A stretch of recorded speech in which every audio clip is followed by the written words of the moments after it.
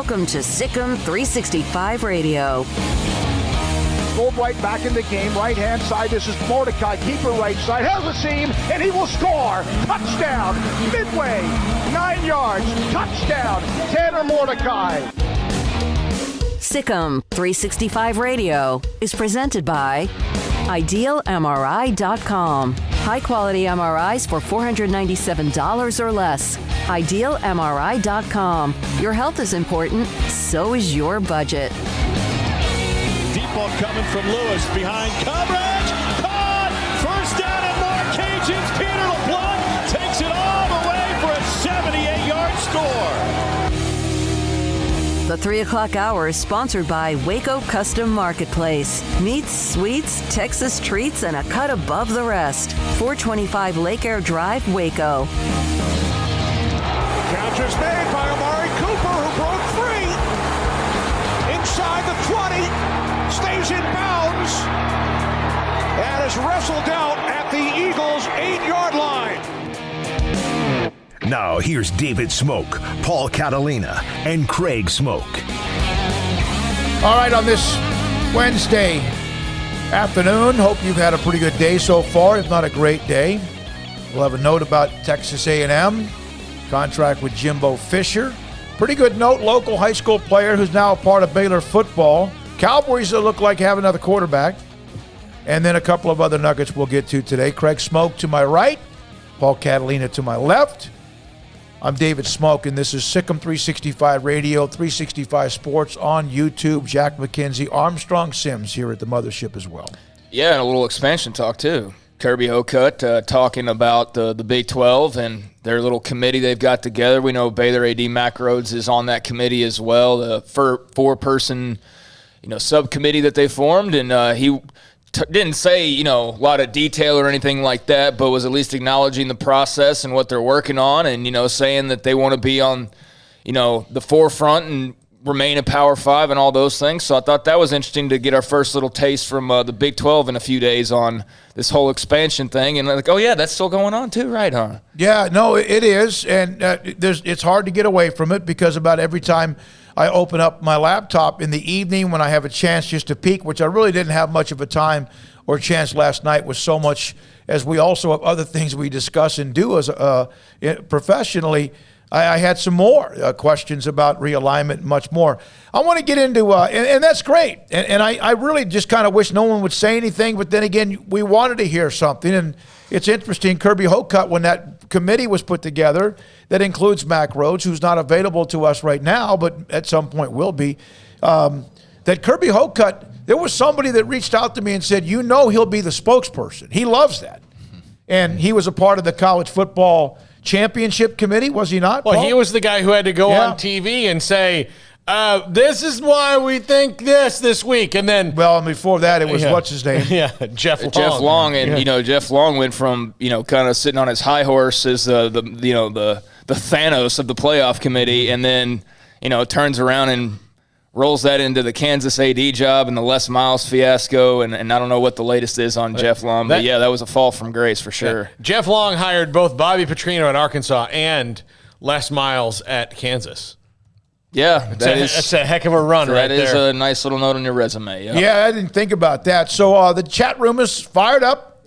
Text line has nothing. Well, Daniel's the first one. By the way, McMurray Trinity, 2 college teams canceled. Was to be the first game for both. McMurray is having COVID issues. I've seen there's about 25 around that number of high school football games in the state of Texas. Some that have been canceled, and about half of those teams have been able to pick up other games. I've tried to keep up with that on my website, Smokey.com. And so there's a lot of that going on. But let's start with, I don't understand this. I do and I don't. So Jimbo Fisher has a tremendous contract. And Texas A&M, of course, got him. He left Florida State. There was not a great way he ended there, although he has a national championship. He has a national championship as an offensive coordinator as well when he was at, LSU under Nick Saban. But the expectations for A&M football, which they're not good at meeting those most of the time. That doesn't mean they haven't had some really good teams. Last year's team kind of gets overlooked. They just could never be a part of that, what was going to be the playoff, but they were really damn good. And so the expectation's as high as ever, and they are kind of like the Cowboys. When their expectations are high, you got to duck. But they seem to be loaded up, the young quarterback. We'll see what Haynes King can do. Why give him a contract now? Extension now? Why not wait until this is a high expectation season? Not that you might not anyway, but why now? One, where's he going to go? Two, LSU. Okay. I mean, like, but they say all that. Like, he's had 3 chances now to go to LSU and has never done it. And I mean, maybe that's part of it, is that people think that if LSU does poorly, then they'll kind of Gene Chizik, Ed Orgeron out the door, and that's what we'll see. I don't know. I personally think that these colleges negotiate against themselves. Oh yeah, because there's not many people that can and will pay even big-time colleges as much as A&M is paying Jimbo Fisher right now. And A&M will continue, as long as he continues on the track that they're on, to pay him and give him whatever he wants. That is an alumni base that if they're happy with you, believe me, they're just going to, shower you with riches. He's essentially the Cleopatra of college football coaches at that place, much like it is at Alabama. I mean, like, if they're happy, then they're just going to – there's so many people that will give money that they'll be fine. So I don't know why A&M's doing it now, other than the fact that this is how things have always done. But this is how coaches are around the country. We talked about this on the show a little bit last year when – we see coaches getting extensions, and like, why are you giving them the extension then and having to pay this buyout on the back end when – where are they going to go? And if they want to leave, so what? Let them leave. Nobody is that important. And I get it. Sometimes it's hard to replace people. But if they don't want to be there, let them go. Yeah, I don't get it. I saw this yesterday evening. I mean, I'm happy for Jimbo Fisher, and if they have the money and they want to toss it out there. But this is one of those, we've seen this before, where coaches, they have one pretty good year. And we know Jimbo Fisher's resume, but you have a year, and usually it's in the offseason. Sometimes because someone's coming after your coach or whatever. But this seems to be, I don't know, the timing of this right before the season, maybe that's it. Maybe they just have money to burn, which they do. Yeah, they do have money to burn, and money's not really an object for them or for Texas. And I think they try to outmoney each other sometimes. I'm not really sure the thought process behind this. I saw Billy Liucci, who's obviously a big A&M reporter, and he was going at it with some Texas fans, taking shots at the ones who were taking shots at the Fisher thing, because after all, like, how much money did they spend on Sarkisian and buying out Herman and then a new coaching staff? And so they spent some money too. So he had a fair point there, but I'm with y'all on like the timing of like, why right now? Like, why the week before the season starts did this need to be some big announcement, other than you just wanted to make a big announcement? And I think that's what it was. I feel like this was just a PR thing. And I know it was also a contractual, let's lock him down for basically eternity thing, because now it's 2030 that he's locked into. So, nearly 10 years he's going to be on paper at A&M. But, yeah, you look at what Sumlin did, and Sumlin won 11 games, 9 games, 8 games, 8 games, 8 games. Then there was like kind of the year where Banks took over for the final game because someone had been fired, but even that year they won 7 games. Then Fisher's gone 9 wins, 8 wins, 9 wins. So basically the same thing they've been doing for the last 9 years is 9, 8, 7 wins, varying there. I get it. He's a proven coach and all that, but yeah, I don't know what he's done so far to make them go like, man, we've got to get this done right now. Yeah, and it's just part of it is Jimmy Sexton is the best agent, that you could possibly ever have in the world, and that he continues. Really? Wasn't he the one that had Art Briles sit in front of game day, the first September, Saturday? Well, Paul didn't say he was perfect. He's not perfect, but he's the best you can get. No, he's good. Because how much money did Art Briles walk away with? 16 or whatever, 20, 13. That's what the agent's supposed to do, is get you paid. And Jimmy Sexton gets people paid. By the way, I'd be happy for him to be my agent, even though I'm not in his realm. The guy gets people paid. Sometimes there are mistakes. He still gets them paid. I dare you to find me a Jimmy Sexton client that he gave ground on. Probably not many. Yeah, probably he's like not Scott many. Boras. Yeah, but okay. So he gets the deal. Any comments you want to make on it? 254-339-1122. Outside of the why now and what's the point and who are you trying to guard him from or whatever the case was, or maybe it was just what it is, and A&M just wanted to have a big announcement, a big PR thing during the first week of the season and get some attention on it. But outside of just kind of wondering about the motive behind it or whatever. I mean, part of the motive is clearly they just really believe in Jimbo Fisher, obviously, and want him to be there for, eternity. So it looks like they're, on their way to making that a reality. There's obviously huge expectations this year. I understand why people would be excited about Jimbo Fisher. Just don't know why you needed to sign him or re-sign or an extension, but there's no doubt he's created a huge buzz. I mean, the biggest buzz they've had in a long time. Someone kind of got to that level as well, but I think with Fisher, there's that feeling of like, this isn't just you got lucky with a Manziel and, that kind of a deal. This is no, they're building something, and this year will be a big telltale of that. All right, so that's one of the stories. Phone lines open, guys, 254-339-1122. Just had somebody tell me that they're trying to get in, so let's open up the phone lines. The chat room, back and forth with many things, and there continues to be quite a bit on the expansion or whatever is going on with realignment. Scotty B, I think A&M paid way too much for what he hasn't done, like an SEC title, beating Alabama, or even making the playoffs. No, not many people have beaten Alabama, and I would like to have seen that. I would like to have seen a meat-on-the-bone win. That doesn't mean that it's not a part of supply and demand or whatever.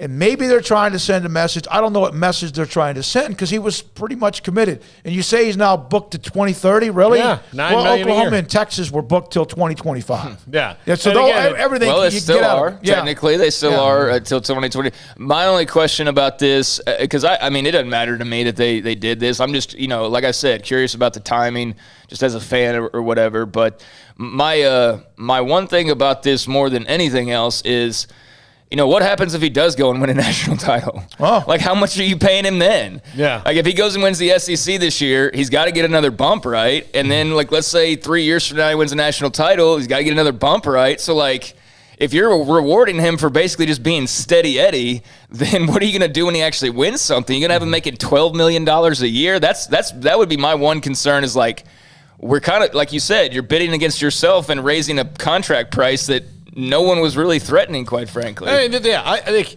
usually you give a coach an extension and a raise when there's somebody else out there that for sure is coming for him, which is what Florida State didn't do when they knew A&M was coming for Jimbo.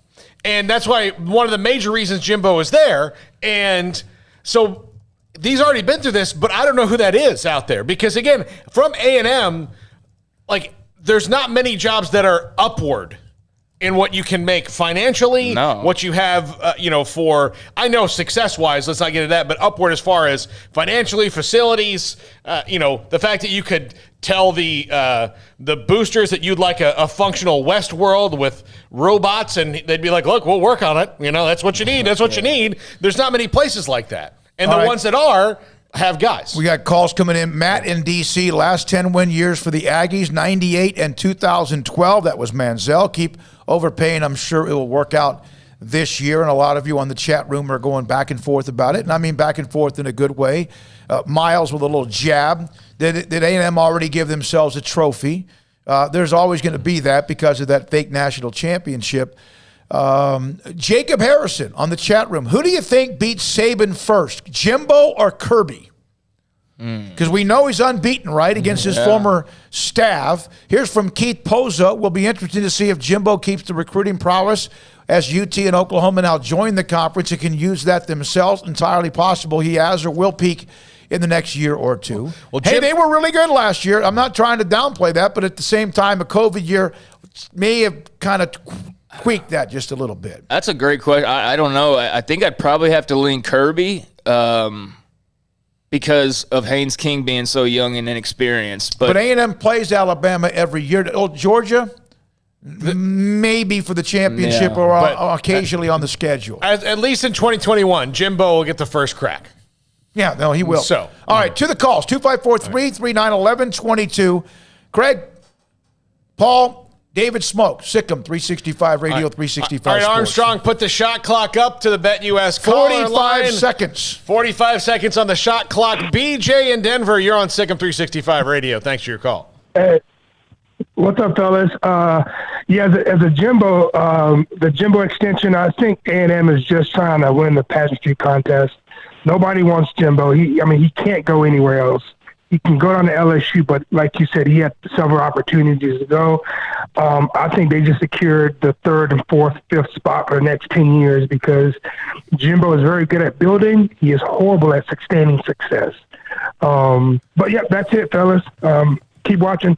BJ, thanks for your call, buddy. Appreciate your time. I like the word you use there, pageantry. Yeah, I think it's a good word to use, and that's how I kind of feel about this as well. I think you're spot on that there wasn't really a true threat other than probably rumors, and that this is more of just a show thing, a pageantry thing, like you said, than anything else. But like I'm wondering is, you pageantry it up for no reason. If he does actually go and win something, then you really are going to be spending some money, and it's just like, where does it stop? And let's not call him horrible to sustaining success. They did not sustain success at Florida State, but it was not completely on Jimbo. In fact, I would say it was more on the university than it was on him. So we'll see. I mean, that might be true, but it's only been one time. So far, it's been a nice, slow, methodical climb, and now we'll see with the expectations as high as they are where they are, and if they can get that.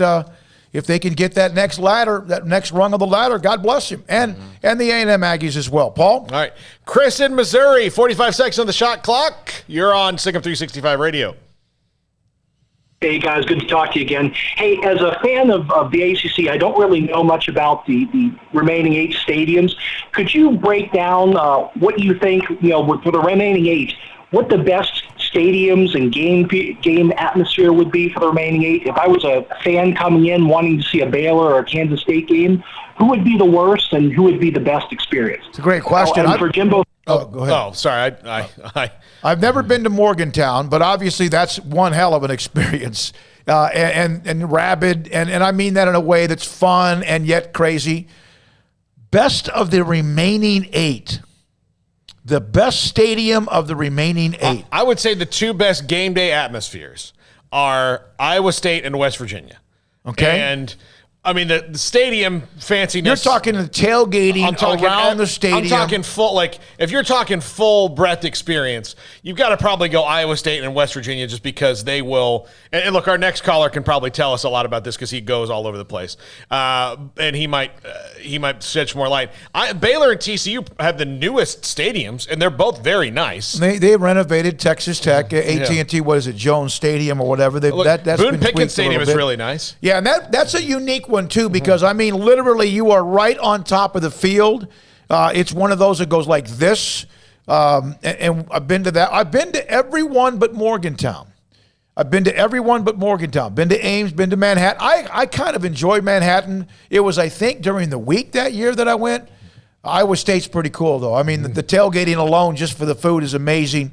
McLean Stadium is gorgeous. And when they were competing for Big 12 titles in 2014 and won it, and then, of course, a couple of more years after that, when they're doing that, it's like anything else. Are you winning? That has a lot to do with it. It is a gorgeous view. It's not a big stadium, though. It's just over 40,000, but it is a gorgeous facility.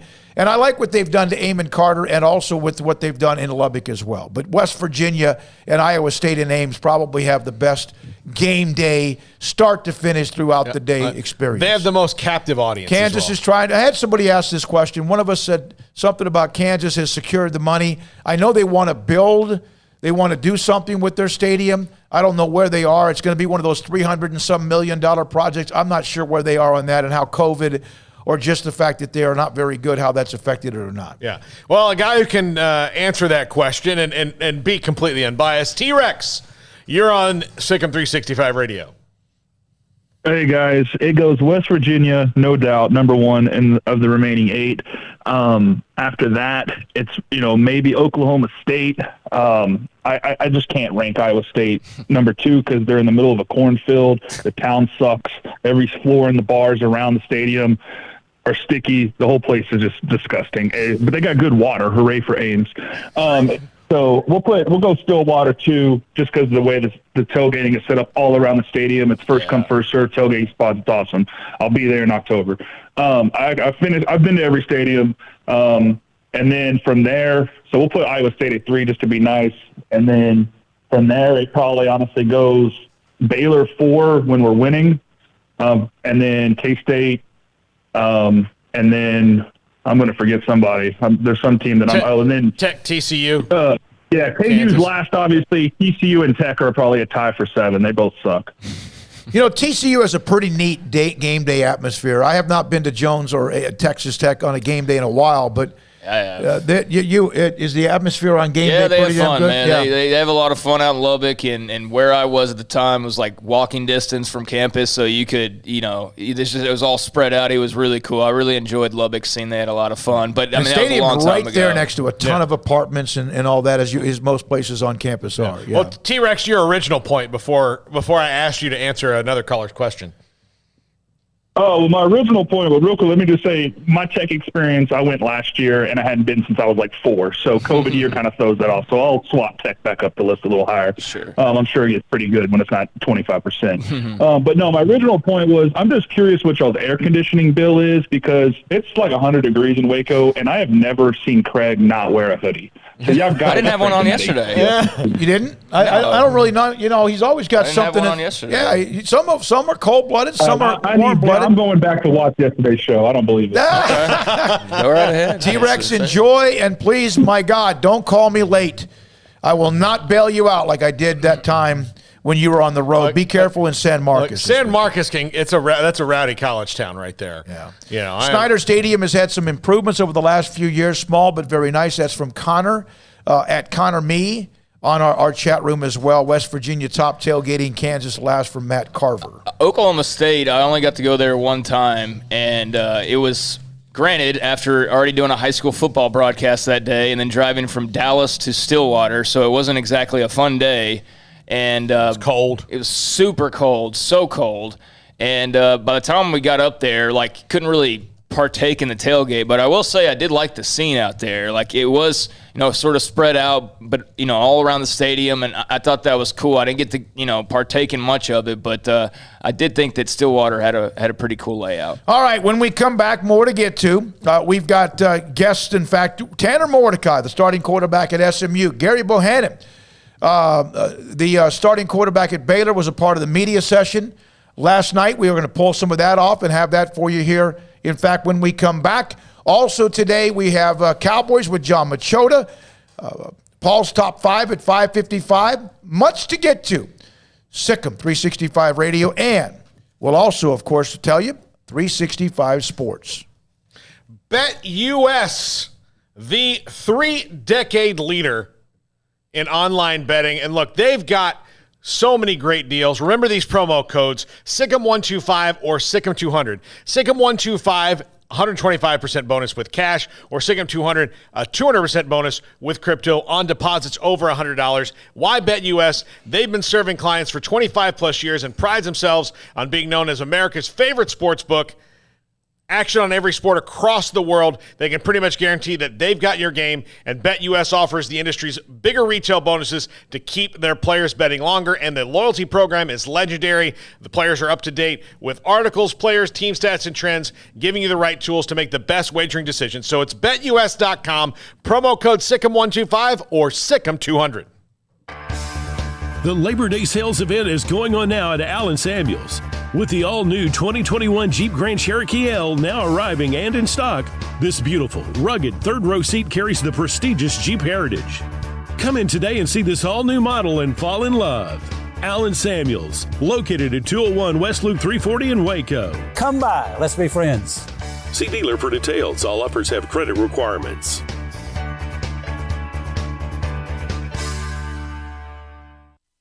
The secret to living your best life is pizza, obviously. Golden crust made from scratch, 3 fresh signature cheeses, and the toppings, crispy old world pepperoni, savory Italian sausage, bacon. That's called a dream team. Find everything you need to live your best life and more at Marco's Pizza. Owner Bob Mock has been delivering pizza since 2001 and is the proud owner of 4 locations in Waco, Belmead, China Spring, Woodway, and soon to be open in Robinson. Marco's. Pizza lovers get it.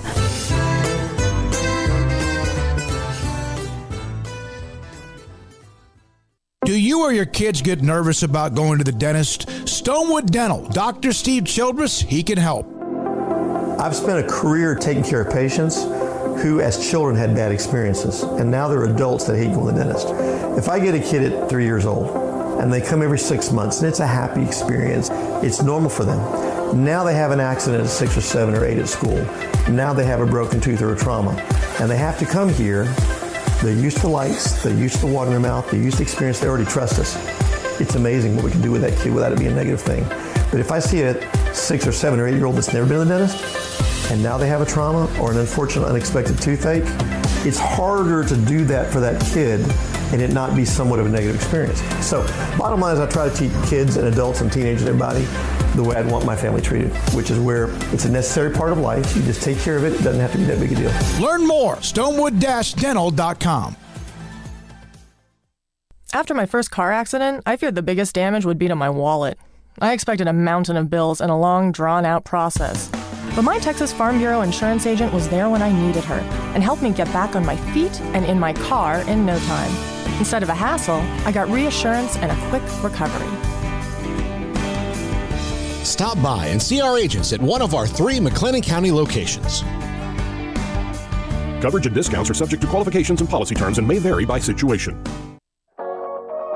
Waco Regional Tennis and Fitness was built to help give you a chance to enjoy an elite tennis facility, but also to remain fit and reshape your body. And ahead of the curve with the explosion of interest in pickleball with instructors Joe Rosa and Jody Thurman and courts available. Like your body, Waco Regional Tennis and Fitness has gone through its own physical changes. Large flat screen stretched across the weight room with Wi-Fi available with their own app to enjoy news, business, weather, or sports. Beautiful sound of members working out, running, lifting, stretching, group exercise classes throughout each day. Personal trainers Christy London and Randall Corey. New look bar and lounge area with beer and wine with large flat screens. New touchless water fountains outside of each locker room, and both include shower, sauna, and whirlpool, and a world-class tennis courts facility and youth academy led by pro Britt Coleman. Fitness and tennis merchandise and a tanning bed. I promise you'll look and feel better. You just need to walk through the front door. It's time to react today, not tomorrow, at Waco Regional Tennis and Fitness, Lake Shore Drive in Waco. Welcome back to Sikkim 365 Radio. Call us on the BetUS hotline, 254-339-1122. All right, we'll have Gerry Bohanon here in a moment, Baylor starting quarterback. Also, Dave Wilson writes for ESPN. He's done a story about Earl Campbell and his life and what he's overcome. You know, that field being named after the 2 Heisman Trophy winners, Earl Campbell and Ricky Williams, and they'll have yet another type of unveiling of that coming up this weekend. Dave will join us about a story he wrote about Earl, and we've covered Earl. We've had him on. We'll have him on next week, the story behind the scenes with him as well. But more on Kirby Hocutt from Texas Tech, a part of that subcommittee and expansion. There's another comment or two from him. Well, why don't you get to that high school football news first for those in the area? Conley and La Vega, longtime rivals. They are connected, basically separated by only I-35 on the north side of Waco. Their game this Friday has been canceled because of COVID. I know that there was some concerns that Conley was maybe not on campus, but they were going to try to still do the game. That game between 2 longtime rivals, hell of a game last year, Conley and La Vega, has been canceled. We, of course, would normally have that game on 107.9 Power, 108 in the Waco area, and on Sikkim 365, for there will not be a game between those two this week. Yep, unfortunate. Conley La Vega would have been good. I'm sure Trey Wisner would have loved to have had another crack at La Vega after last year's performance. That's a shame, but kind of what we've come to expect with living with COVID. But on to Kirby Hocutt, he was talking about the expansion process, and he mentioned working with Bob Bowlesby and Oliver Luck. He was speaking to the Red Raiders Club. Ted Cruz was there talking to Texas Tech fans as well, so they got into a little bit of political discussion about Senator Cruz being there, showing support for, the Big 12 Conference and showing support. He talked to Lieutenant Governor Dan Patrick last week as well. And, Cruz was kind of, doing the political thing with the Tech fans there, like everything's going to be okay, all that kind of deal. But Hocutt is specifically, in talking to The Athletic on the Big 12, said there's a lot of interest in the Big 12. There's a lot of interest for people to be associated with us, to join with us. So we will take our time, be diligent, and make sure we make the right strategic decisions for the long-term future. There's no more important topic that's in front of us right now and will be in front of us once the season kicks off and for the next couple of years, I would imagine. It'll continue to be front and center for myself, and I know for the Tech president as well. He also mentioned that subgroup that we said Hokut and Mack Rhoades were on, along with a couple of others, that's now been expanded to include all of the Big 12 presidents. And he spoke more about positioning themselves and how they want to grow in the future and having discussions about the future. And then he talked about trust being broken. And he said, without trust, there's very little relationships. I'm not sure we've ever seen so much distrust and just turbulence within college athletics as we're seeing now, and it's really unfortunate, the lack of relationships and trust. I think we've really got to reestablish some foundational aspects of college athletics as we move forward, because things are changing and they're changing fast. It's a different time, and it's going to be different in the next 5 or 10 years. So. All right. Well, it's good to hear from somebody. Yeah. It's interesting. He's the one that has probably been more visible. We would normally have Mack. He's shut down right now. Good. He needs to be working on this along with others and hopefully have a chance to get him in the next few days, if not this week or early next week as well. All right, so last night after practice, Baylor had a couple of players available. Dylan Doyle, the linebacker, Gerry Bohanon, quarterback, of course, who was named the starter just over a week ago, as they get ready for Texas State. We'll hear from ESPN's Dave Wilson at 3:45 on a lot of things, Earl Campbell. But here is Gerry Bohanon after practice yesterday. This is like 5 or 6 minutes, and I see a different type of maybe personality because we never got a chance to talk to him much, and here he is. Well, Gerry, you got to be pretty fired up about this. And what's kind of your emotions going into this? I think I'm more than excited just to get ready for first game week. I think I'm excited to get out there with the guys, kind of get to working on another opponent. Finally, we've been going hard against each other, so I think everybody's excited about getting to play somebody else. So we've been pounding at each other and going really hard for a couple of weeks now, so I'm excited. But why do you feel like you're ready for this role, stepping up into it? I would say just the preparation I've had over the last couple of years. I watch a lot of film, try to absorb as much as I can from the coaches and just the way I work. Like, I come in, I train very hard, whether it's watching film or something physical. I try to train very hard so I can build my confidence and make sure I know what I'm doing. As long as I know what I'm doing, I'm pretty much on fire about it. Gerry, a lot of people in your position would have transferred. What made you stick it out and earn this position? I think coming in as a freshman, I didn't feel like I was ready. I'm pretty sure the coaches didn't either. So it was like, for me, I want to absorb as much as I can, learn as much as football as I could, and take as much as I could from Charlie. That way I'll be ready when my time does come. So I think just sitting back and really just doing the process. I think the process was my thing. Okay, I've heard Coach tell a story about seeing you at the coffee machine at 6 a.m. multiple times now. And he said that before you were named the starter and then after you were named the starter. I guess, are you aware of that, and do you think maybe those early mornings were a big part of this? I actually did not know. I thought that was a kind of me and him thing. So we would always see each other up there early in the morning. I'd be giving me some coffee while I'd be up and ready for the meetings. I get up there, watch film, try to get ahead of the game plan and everything. So I'm still the same way now. I think I like to be prepared, so I try to attack it in all ways I can. Where does that come from? Where does that work ethic? I mean, we've heard so much about the early rising and the late nights and all that. When was that instilled in you? I think it was instilled as a kid. I'm watching my mom get up every day and never complain, go to bed late working. She never ever complained. So for me, it's like waking up. I try to basically outwork my mom every day because she's doing it. Why can't I do it? So it's like, what reason do I have to complain when I just do football in school and she's working and providing for me and my siblings? So I'm like, I can outwork my mom at least. Gerry, what's the key for you Saturday? And have you even visualized this game yet? I would say kind of, but kind of not. Like, I'm visualizing like coverages and things that they do as I'm attacking each play and during practice. But it's more like just taking one play at a time. I'm kind of leading the guys, making sure I'm fired up and knowing what's going on during the game. That's really like the focus for me. As QB1, do you have to step up and be a little bit more of a vocal leader? Or is that natural for you? Or? Yeah, I think I do, but I think it's natural because I feel like with my work ethic and the way I approach everything, like guys kind of gravitate. And when I do say something, I think guys pretty much listen because I'm always going to have everyone's best interest, including myself. So I think guys focus, and when I do say something, everybody listens. So that's pretty good. Gerry, in what area do you feel like you've come the farthest, maybe since last year? I would say just with the pass game. I spent like a lot of time this spring, a lot of time this summer just trying to become the best passer as I could, which I'm still grinding on every day, trying to improve on it.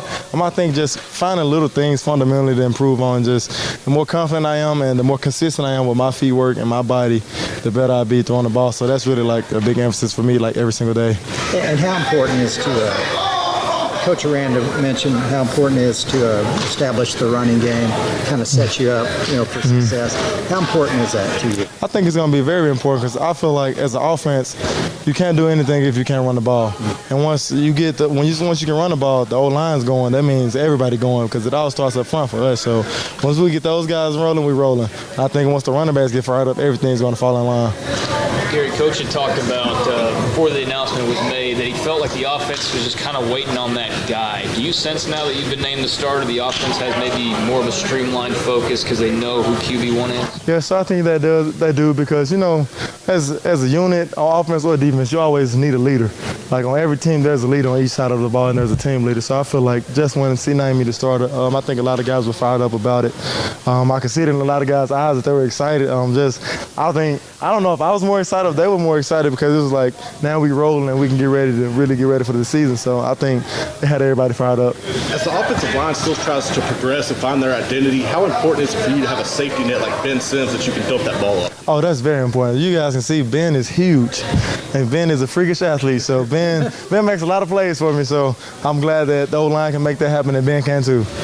Dylan was saying you're trying to get all your family tickets and things like that. Oh, Dylan brought that up. Yeah, my family's pretty excited about it. So I'm pretty much trying to get a couple of tickets to get some more family members to the game.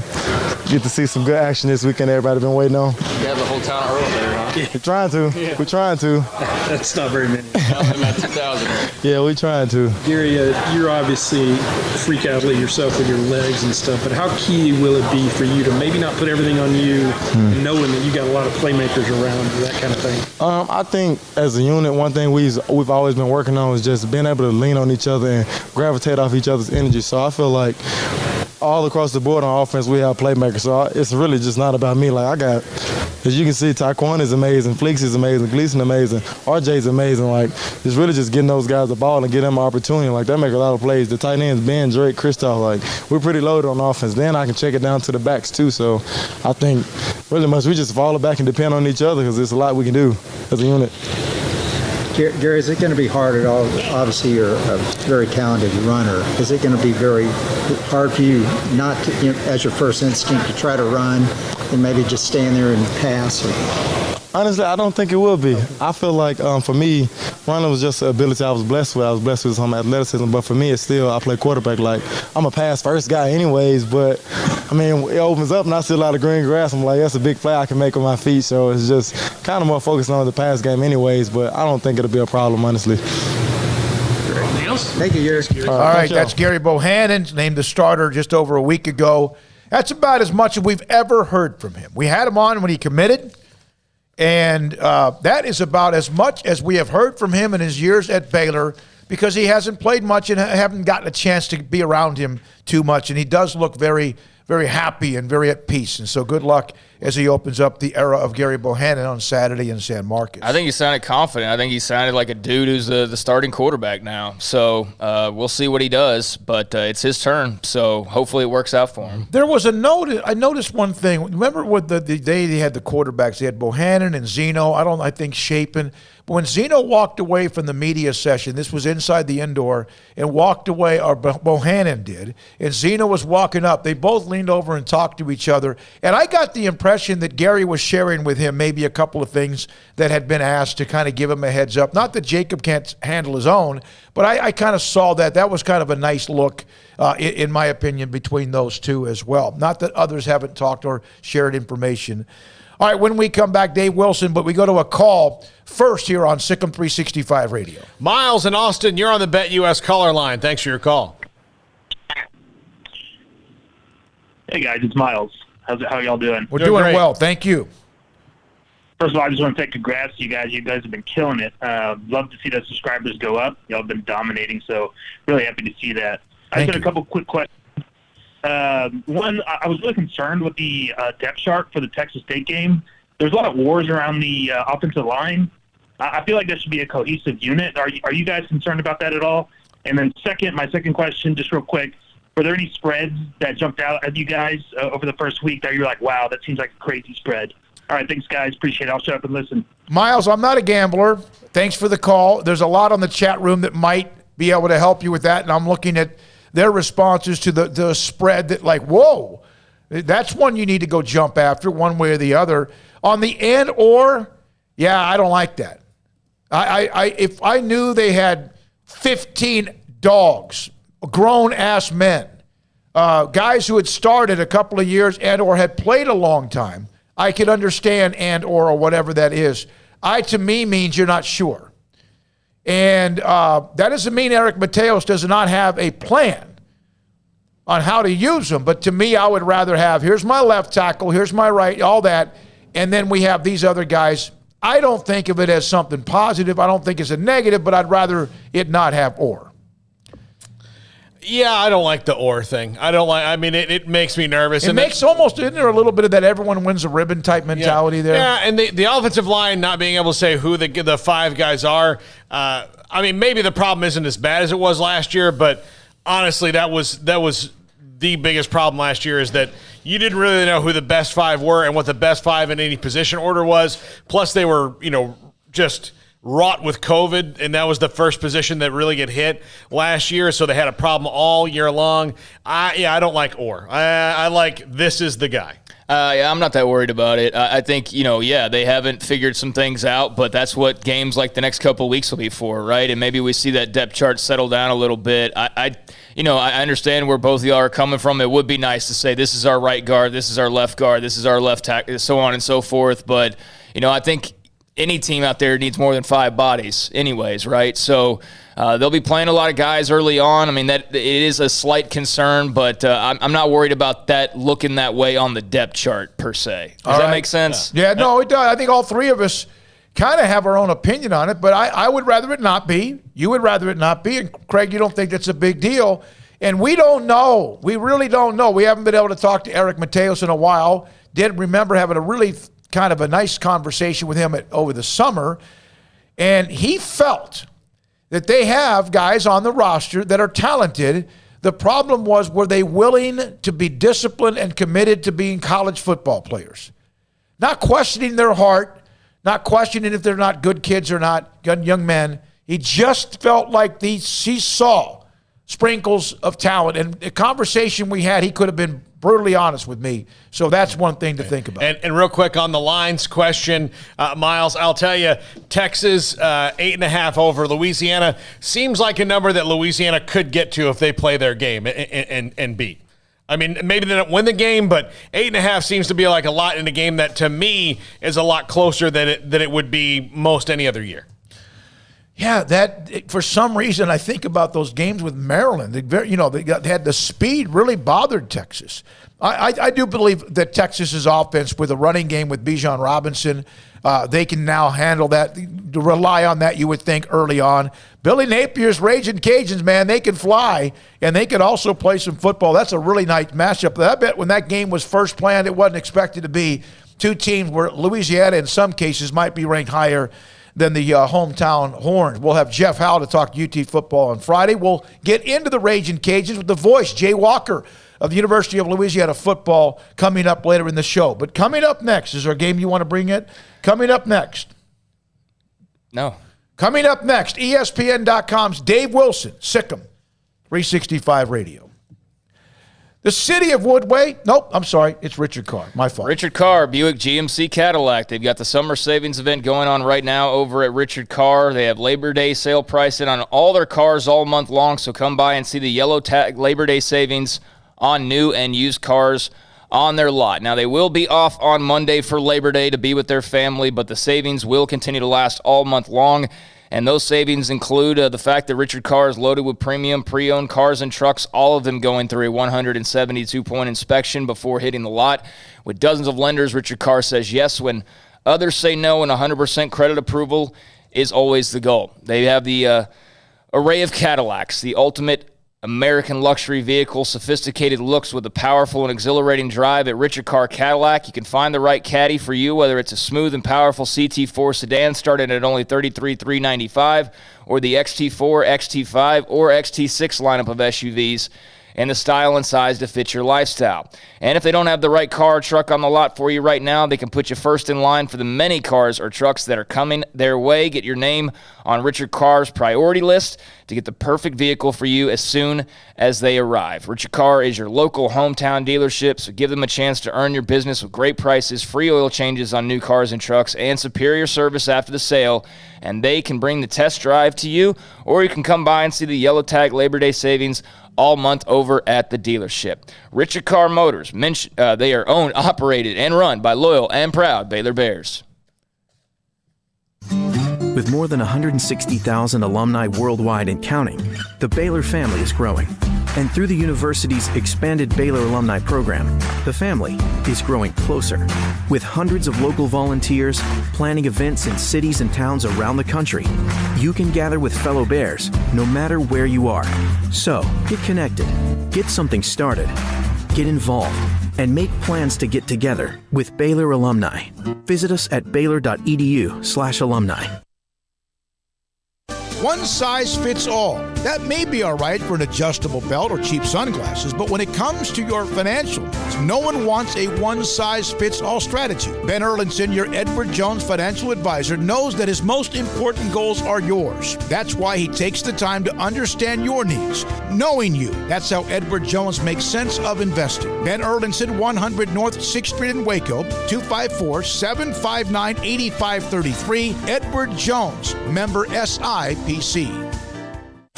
At Ideal MRI, we feel blessed to be part of the Waco community. We're a small family business here in Central Texas. At times like this, the cost of healthcare has never been more important. And unfortunately, significant illnesses and injuries still occur. And that's why Ideal MRI is open and here to serve you through this difficult time. So if you need an MRI, ask your doctor about Ideal MRI. You can schedule online in minutes at idealmri.com or call 833-IDEAL-MRI.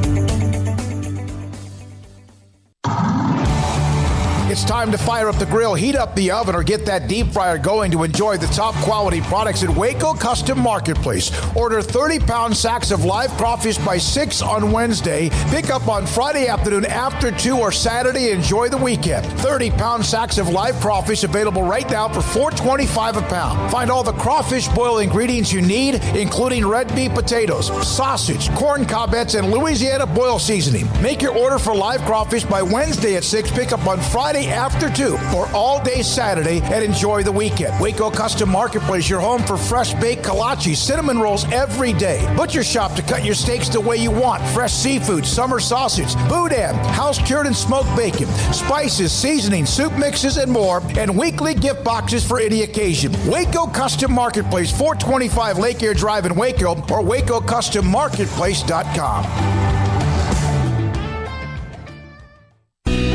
Let Camille Johnson Realtors guide you seamlessly through the process of buying your dream home or selling your current one. Commercial, farm and ranch, or residential, Camille Johnson Realtors can smoothly and successfully lead you through any transaction. With a team of 28 experienced agents who are excited about serving you, Camille Johnson Realtors services the entire greater Waco area. If you're in the market to buy or sell, contact Camille Johnson Realtors, 104 Midway Center in Woodway, or find them online at www.camillejohnson.com. Camille Johnson Realtors, elegant, charming, warm. Welcome home.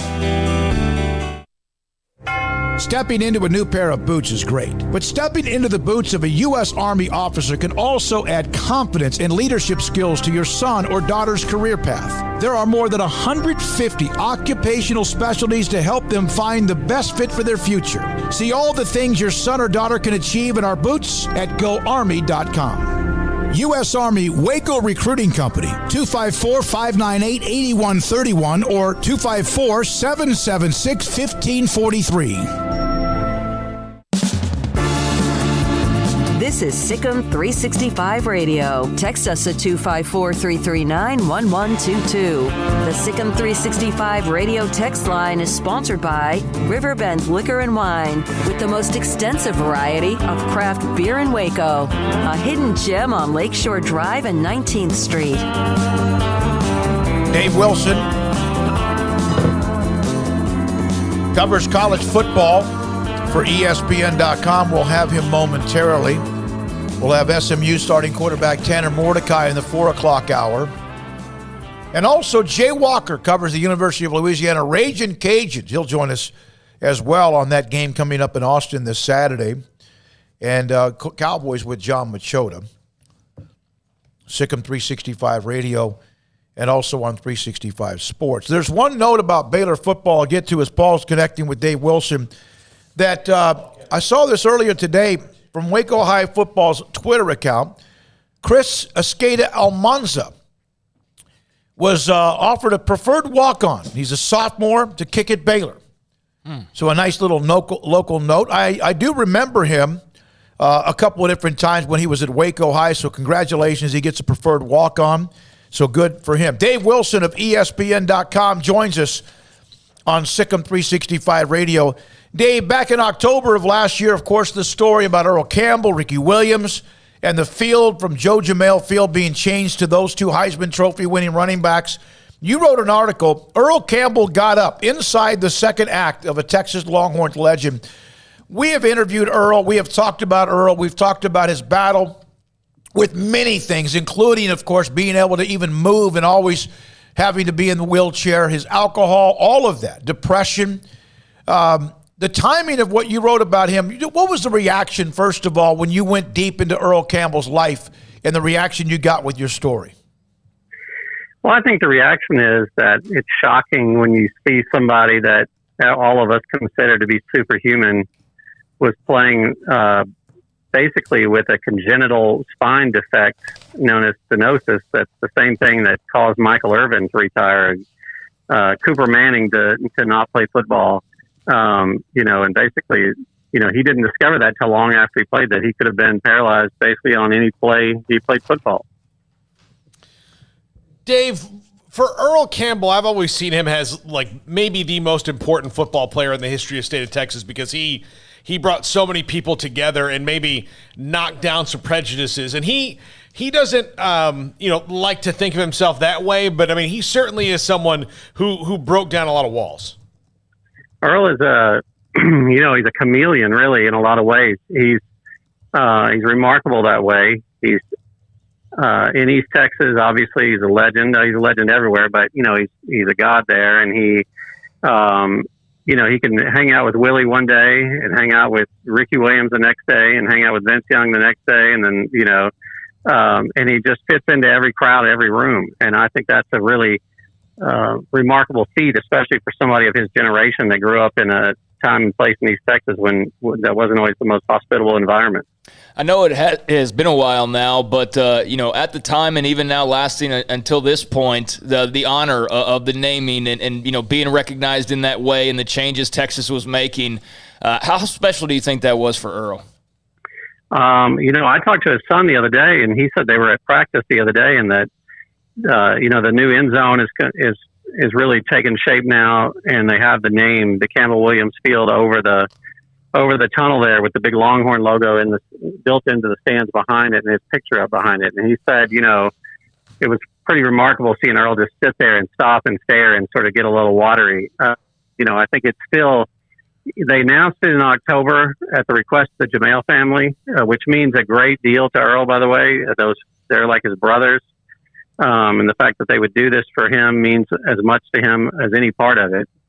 But, this is going to be the official unveiling on Saturday, and I think it just means a great deal to it. Yeah, and that's why, obviously, you're a part of it. We'll have Earl on to kind of look back at the weekend here momentarily. I think we would be a better country if Earl Campbell, if people listened to him. Wouldn't you agree, Dave? If he has a way of saying things without being controversial, although he has said some things before that have been controversial, but he just sees things, and you wish that everybody could possibly see them through his eyes. Yeah, he's just very direct. Earl does not dance around. I saw him this weekend. He was signing autographs, and I asked him if I could ask him a couple of questions, and he just said, "What are you going to ask me that you've never asked me before?" And he doesn't pull any punches. He doesn't waste any time. But I think he sees the good in a lot of people. Obviously, I'm sure in time and business and in life, he's dealt with plenty of adversity and plenty of shady characters. But he seems to just see the best in people and want the best for people. Dave Wilson, ESPN.com, with us on Sikkim 365 Radio. Dave, on Saturday, Texas has got a kind of a tricky one to open up, and I mean, with honoring Earl might fire up the crowd, but this Louisiana game, it's rare to have a trap game right off the bat, but is this a trap game, or is that fair to say since they're both ranked pretty close to each other? Yeah, I don't get the trap game. I mean, Sarkisian said this week, this opponent has our full attention. He knows he worked with Billy Napier at Alabama. He knows exactly what kind of coach he is. Louisiana is returning the most production of any team in the country this year in terms of returning talent, people that have played, and they got a pretty good quarterback. And, they went into Iowa State last year in the opener and put it on them pretty good. So they lost one game by 3 points. So I think they know that they're going to have their hands full. And you just don't know with the new coach exactly how things are going to shake out. So I do think that they're very, very prepared for a tough game. What's the buzz you sense around Hudson Card? And odds are we probably still see Casey Thompson based on what I was reading from Sarkisian. But what do you think the feeling is right now about the confidence level in those two guys?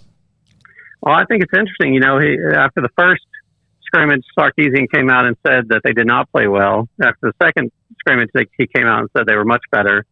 Then, he hesitated on naming a starter last week, and then this week he came out and said Hudson will start, but he will start for game one, and Casey will play.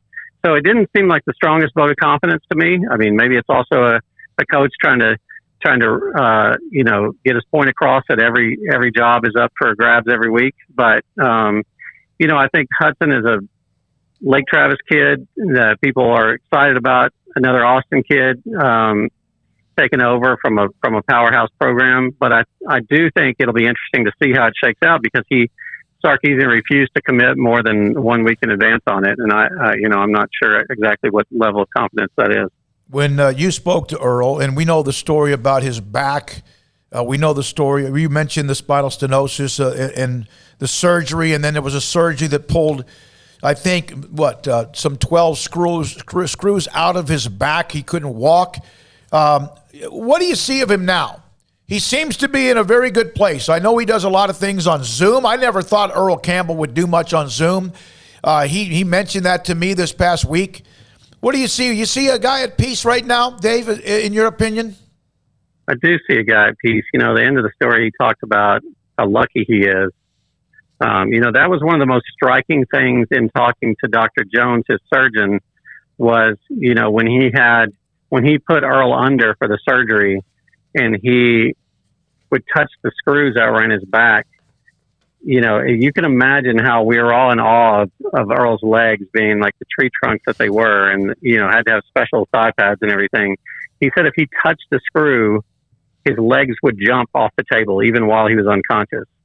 So he said he can't imagine how much pain he was in. So we've heard the stories of the painkillers and, chasing the painkillers down with the Budweisers. And he said he had every right to be in as much pain as he was, given the state of the condition he was in. So, to have that removed, he felt like, he was a different man. I thought it was really interesting to have his kids tell me, Earl was almost a different man to them too. They didn't know the sober Earl. They knew the party, good time, Earl, and he had started to, have to take these pain pills to deal with the pain. And so they just seem to have a really good thing going right now where they're all, back together. And he's sort of the elder statesman at Texas. His name's on the field. His legacy is secured. Yeah, they had an intervention with the sons, had an intervention with Earl, and that kind of helped turn his life around as well. Have you ever seen the video? And it's probably somewhere, I would think, up on Google or internet, whatever you want, on YouTube, where the doctor actually drops the bag of the screws that they took out of his back, and you hear the sound like that. Have you ever seen that? Yeah. It's amazing that was inside somebody's body. Well, he Earl said, that's, he didn't know any better. He didn't have a lot of health care growing up. He had the same doctor from the time he was born until the time, the same doctor that delivered him did his physical when he went to Texas. So, he didn't have a lot of doctors or dentists growing up. He didn't have a lot of money. They didn't have a lot of resources. And so he just thought when you went to the doctor, you just do what the doctor says. And he said, knowing now, he would be a lot more diligent about it. But it is remarkable. Well, I'll tell you how strong a guy he is. He didn't complain much at all about the pain over the years that we knew him and still do. But the other day I called him.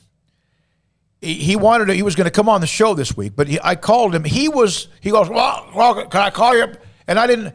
He was in the dentist chair. They were about to pull a tooth from him. And he took my call. And I said, of course. And then talked to him a little bit on Friday. Can't wait to get him on the show. Dave, great stuff. Earl Campbell got up. That's the story about how those who wanted to see him, and I think it was Sonny Spradlin's house. Is that what you were telling me before, Dave, in Kilgore? That's right. Right over there in Kilgore. That's where I first met him, and I saw that scene play out. And it was just a very matter-of-fact thing. Get on over here and say hi to Earl. He doesn't get up. And everyone was just accustomed to that. Yeah, he's an amazing man. Thank you for your time, Dave. Good luck with the college season. We'll have you again. Appreciate your time. Thanks for having me. Dave Bye-bye. Wilson, ESPN.com. The story on October 8th of 2020, Earl Campbell got up inside the second act of a Texas Longhorns legend, and they have the official, finally, because of all of what went down last year, where Campbell-Williams Field will be the official part of that, even though everyone's known about that now for a few months. My drinking memory when it comes to Earl Campbell is that it was awesome, it was fun, but I don't like Budweiser, and that's what he drank was straight up just OG Budweiser, sandwich in a can, baby. And I was like, I drank it. Because, it's Earl Campbell and his brothers and all that, but, yeah, they love them some Budweiser. We're not trying to drop names, but we got to know the family incredibly well. And, of course, there's the Earl Campbell Tyler Rose Award. Cindy runs that award in Tyler, and she's gotten to know the family incredibly well. But, he had the Budweiser and a dip or something. He was but he was entertaining, not being anyone he's not. And people gravitate to him. Yeah, they gravitate to him. I had this experience with Earl, my father. We were at the Texas Sports Hall of Fame, and we sat at a table, and Earl was at our table. And my dad is an Aggie, so Earl Campbell to him, and to most Aggies, they don't dislike him. They like Earl Campbell. It's kind of weird. All the other Longhorns live in a different category, but Earl is bigger than that, and he was really excited to sit and talk to Earl. But there were two Longhorns that sat at the table on either side of Earl and were just peppering him for stories all night long.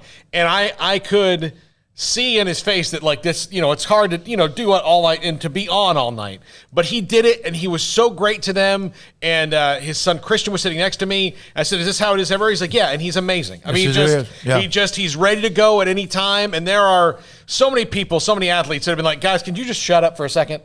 And Earl was like, "No, I'll tell you this story, and I'll tell you that story, and I'll take 100 pictures with you and every grandkid. I don't care. Let's do it. Bring them over." When we come back, the 4 o'clock hour, a couple of other notes in college football, a couple of college NFL notes as well on quarterback play. And then Tanner Mordecai, SMU starting quarterback who played his high school ball in Waco at Midway High School, then went to Oklahoma. He, of course, the starter at SMU. We had a chance to visit with him. We'll have that as well. And then the voice of Louisiana, Ragin' Cajuns. We'll have Jay Walker on at 445, Sikkim, 365 Radio. Woodway Family Centers hosting clinics at the parks this fall, 4 days. I do this every time. 4 weeks, 2 days a week. Woodway residents get a discount. More incredible coaches. Flag football at Whitehall Park for 5 to 10-year-olds. Sand volleyball at Pogue Park from 8 to 11-year-olds. More sports coming, and you can find out what else is coming at discoverwoodway.com. The 2021 Woodway Wine and Food Fest they had last weekend was amazing. And they'll have more of those events coming up. And again, go to discoverwoodway.com for that information. Promote the 7 hotels they have for you. Yes, they have numerous hotels for you if you want to come to the Waco area. And not just to discover Woodway, but also if you want to go to the Silos, Magnolia, Baylor, for whatever sporting event you're in town. A lot of you are college football fans who might come into Waco for a home game. DiscoverWoodway.com. You can have, there's an app, in fact, in the App Store and Google Play, Discover Woodway app available as well. Breathtaking beauty, close proximity, as I mentioned, the premier shopping, the Central Texas Marketplace. Lake Waco access is there as well, and it's 7 miles from Baylor University and the silos. It's DiscoverWoodway.com. At Impact Research Institute, we can help you identify if you have non-alcoholic fatty liver disease and measure for liver stiffness or scarring. If you or a loved one has diabetes, high cholesterol, hypertension, obesity, or concerns about your liver health, Impact Research Institute may be able to help by providing liver health screenings quickly at no cost, physician counseling, and opportunities to qualify for clinical trials. Visit us at impactresearchtx.com for more. Shorty's Pizza Shack at 12th and Bagby is a homegrown, family-owned and operated must-visit pizza place in Waco. Fantastic pizza by the slice or get the whole pie to share. Great happy hour specials every single day, and it's not just pizza. Great wings. You have to try the Sikkim sauce, chili cheese fries, pizza pillows, and more. Dine in for a great hangout or carry-out. Order online at shortyspizzashack.com or do yourself a favor and bring your crew to the restaurant at 12th and Bagby. Shorty's Pizza Shack. Tell them Paul sent you by.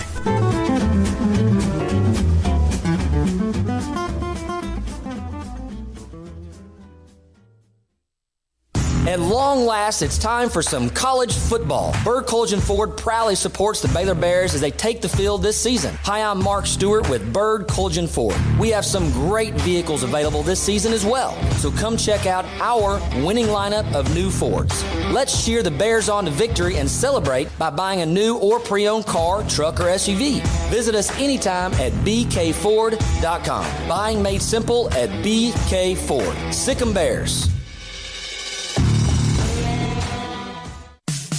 In the market for a quality metal building? Since 1943, Pioneer Steel and Pipe has helped Central Texas residential and commercial customers with metal building design, panel options, building components, and trim options. Pioneer Steel and Pipe's residential line is energy efficient, offers low maintenance, reduces insurance payments, is impact resistant, and carries up to a 45-year limited warranty. In addition, they can also help you find a metal building contractor for your project. Pioneer Steel and Pipe with locations in Waco and Bryan and at pioneerboys.com. Grant Dideker, under the umbrella of Texas Farm Bureau Insurance, McLennan County agent. And you have this umbrella. We mentioned the umbrella of Texas Farm Bureau Insurance, but you serve more than just like home insurance, or you have all sorts of different levels of different things you cover. Yeah. How much does that help? You know, I talked to a guy today. He has, Allstate on his car, Progressive boat, and, Farmers on his home. So I said, why don't you, do you know your agents? No, I just call the 800 number. Why don't you just let me quote that and we can have it all here. Makes it a lot less complicated for you. He really liked that. So we have auto, home, life, several different brokerage options, classic cars. Got to ride in a 1978 Ferrari one time. Grant Dideker, Texas Farm Bureau Insurance, McLennan County agent. If someone wants to contact you, just straight on your cell phone? Yep, 254-265-0442. Grant Dideker, Texas Farm Bureau Insurance, a McLennan County agent. Three Nations Brewing Company has 16 different beers on draft with a new beer every Friday. It also offers 2 air-conditioned tap rooms, a large indoor beer hall, a second-floor mezzanine offering a great overview of the brewing company and equipment and patio where you can relax under the shade. Plus, you can now experience the new Three Nations Beer Garden Grill on our shaded patio with socially distanced seating for your enjoyment. Grab a cold beer and enjoy a bite from our freshly prepared and delicious menu. Street tacos, quesadillas, freshly cooked burgers and dogs and veggie burgers too. State Fair tornado fries, nachos, and so much more, all prepared and cooked on site. So come visit the award-winning Three Nations Brewing Company on East Vandergrift off I-35 in Carrollton.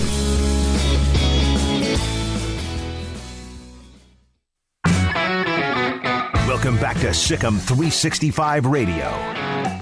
Over the middle, he has Ebner in for a touchdown. The 4 o'clock hour is sponsored by Boozer's Jewelers, the wedding ring store, specializing in custom jewelry and repair, all in-house. Now here's David Smoak, Paul Catalina, and Craig Smoak. Oh, the chat room is going after games. We have games. We had some this past weekend. All of them were a little bit like snore fest, unless you won. Going back and forth. Alabama and Miami. There's some Miami fans coming after Jeff Grimm on the chat room. Jeff's not thrilled with that. That'll be a fun game. Depending on how close Miami keeps it, I think that's the expectation is how close do they keep it. I don't think anybody's probably anticipating a Hurricanes win here. So, how do they show, so to speak? But yeah, starting off at 14th in the country, get number 1 right out of the gates, good showing, and maybe just a slight drop, but you have a mark on your schedule where you can say you went toe-to-toe with a team that's likely to be in it at the end of the year. But we'll see. That is definitely one of the games I've got circled, though. Just curious on that final score. All right, so the number is 254-339-1122. No calls in this segment, but we do have the text line available.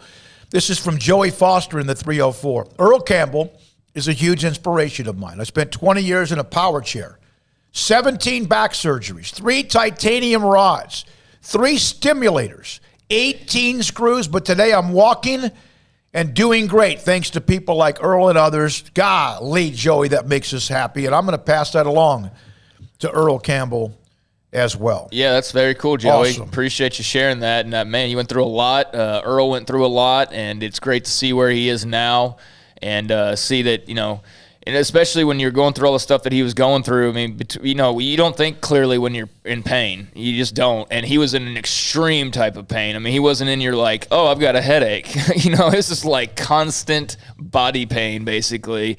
And then you add pills, you add alcohol, you add that into the mix. Those are depressants. Those also change your thinking. And yeah, I mean, he was in kind of a bad bubble. And then I'm sure for him to have the clarity that you get when you get that out of your system and those receptors aren't constantly firing off in pain, that makes a world of difference to you, especially mentally, obviously physically as well. And it's been clear to see that from Earl, that he's got a much clearer mind, and that's great. Mm-hmm. All right, from the 3-2-1, how about this game coming up? Boise State and UCF, a couple of schools we've discussed now for the last month or so. Could be one of the better games of the weekend. Thursday night on ESPN. And the 3-2-1 saying, hey, is this a possible audition? Now, there's much more involved than winning, but that doesn't hurt. Could this be an audition at all for the Big 12?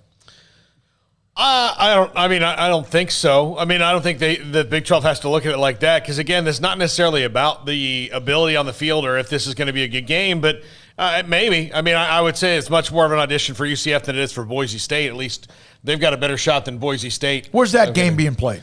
Is that a neutral game or in something? Orlando. Okay, all right. Yeah, I think UCF will probably win that game, but it should be a good game. I don't think it's a what did you call it? Audition. An audition, though. You could say the same thing about Houston and Texas Tech. I mean, that's another game this weekend where, if Houston were to go and beat Tech, you wonder, like, hey, does that make people in the Big 12 go, wait a second, we should really be, more on this Houston bandwagon. But I think UCF is pretty all indications from anybody who's looked at the values, who's looked at, who ranks where, UCF's right. It has to be right at the top of the list for the Big 12. I mean, it have to be based on everything that you can read on the subject. They're the ones that make probably the most sense of anybody outside of BYU because of what they have that's unique to BYU. But as far as just a regular school, I think UCF is probably the one that I would like to see the most, that I believe would be the most interesting because of the geography that they would bring, because the way they'd be closer to West Virginia and to even Iowa State, just as far as that kind of eastern part of the country. In Boise State's, I think certainly somebody that's brought up a lot as well, but I really do have my eye on UCF as like a strong contender, and I'm not basing that off of anything other than just, looking at, like I said, values and rankings and wins and money and attendance and things like that. They just make a whole lot of sense, and I do think they might be a little bit of a sleeping giant in a way. If, in fact, today the Big 12 came out, we're not saying this is true. It's not us reporting this. This is not reporting this. I have to sometimes clarify that. We do, because sometimes we are quoted on things, and then that's okay. But if, in fact, the Big 12 in the next couple of weeks came out and said we're adding Brigham Young and UCF, Yeah. be good. What about it? No, would you'd be okay with that? Yeah, I'd be good with that. I go back to, I wonder how many teams they're going to add, because we don't know. Yeah, I think, but but that's what I was saying yesterday was like, for everybody that's throwing all these teams out, we need to know like how many teams, because it does matter. If it's 4, then obviously teams are getting left out. If it's 2, a bunch of teams are getting left out. So that's why I think that threshold of like 2, 4, 6, and I know some have even said like grab 8, make it 16. Well, if you do 2 or 4, then, obviously then like all of a sudden Houston's on that, it's sort of towing that line. I think the 2 that, if you were only to add 2, I think BYU and UCF make the most sense. To your point, yes, I think that would be good, but I don't know that only 2 teams is going to be the final move, so I wonder. I think, to me, it makes a lot of sense to add 4, because, again, part of the problem with it is like, well, if you lose teams – if you add 4, if you say you'd lost 2 more, you'd still be at 10. Like, you need to at least buffer against that so you're not in this 8-team dead zone, theoretically for a while. I think, why not add 4 now? If the conference grows, if this works and the conference grows and there's buzz around it and you've got good teams and you maybe get in the playoff and you have some wins and something like that and the TV money grows, then maybe you can add more later. There's no reason that you have to add all 8 now. Why could you just not add 4 now and see how it goes? Well, you don't do anything unless you know you can bring value and you're going to get something in return from a network or a streaming service. From the 214, this is an opinion, and Boise State is a poster child of a G5 school. I think bringing them into the conference makes all of us look like a G5 conference. That's from the 214. Thanks for the text from you. And then the 304, 3211, one of the note, he was like, no, that was the one about Boise State and UCF. Yeah, and they've been, obviously a popular name, but for me personally, like, and I'm obviously not anybody in a position to make these types of decisions, but they're not like my first 4 teams that I would add. Boise State, for me, would be somebody you would add if you're going like 6 or 8 deep as far as adding teams goes. Because to me, I think Memphis makes more sense. I think Cincinnati makes more sense. I think Houston makes more sense. I think UCF makes more sense. And that's just off the top of my head. There's probably 1 or 2 that I'm missing that make even more sense. But that to me right there, that's 4 teams right away that I would prefer just as a Big 12 fan, so to speak, before Boise State would be added to the mix. All right, here's an interesting note for us to think about down the road. This is from the text line. We break, come back with Tanner Mordecai, SMU. Keep up the great work, guys. Sean W. in Louisiana. Hope you're doing well, by the way. Hurricane rebuilding going okay. Appreciate the thoughts and prayers and well wishes. Go Tigers. Since much interest teams regarding expansion, I got an entertaining idea. Let's do a bracket. Maybe the top 16 Big 12 candidates, the 1 seed against the 16 seed. That would be kind of fun. Again, if you're the 1 seed, then probably you're going to beat. But maybe there's going to be a couple of, upsets or shockers like you have in the NCAA tournament, but that might be interesting. I don't know if there's 16 teams or there's 8.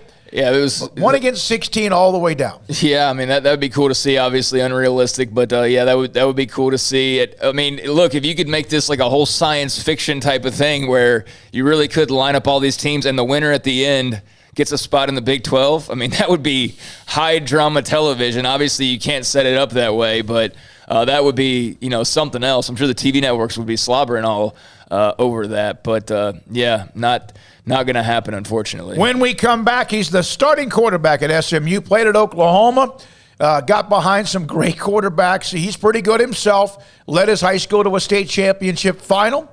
SMU's Tanner Mordecai, next, Sikkim 365 Radio. PettyClinicLowT.com. Dr. Kent Petty can help you become the high-performance man that you want to be.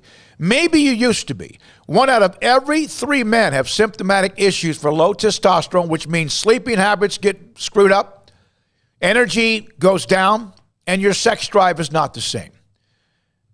PettyClinicLowT.com can set you up to have an appointment to get your blood work, get lab results, check your testosterone levels. And Dr. Petty, if your testosterone levels are too low, if you are 1 out of every 3 men and you have symptomatic issues or your testosterone is too low, he could put you in a program to help you get all of that back, or 1 or 2 or 3 of those symptoms back. Just feel better across the board in many different ways. Dr. Kent Petty, the phone rings every day. Every single day, new clients who are reaching out to him saying, hey, I need to kind of get checked here. Get the blood work back, get the results back, and get in the program if you need it at pettycliniclowt.com. I hate my job, but I don't mind getting up in the morning. I dread each day, but I can't wait to get out of bed. You ask me why, and what I'll say to you is true. Well, you can get breakfast tacos at Rudy's Barbecue. Scrambled eggs and brisket, they ain't fooling around. Sausage wrap, son, they're the best in town. Barbecue for breakfast, yes, it's true.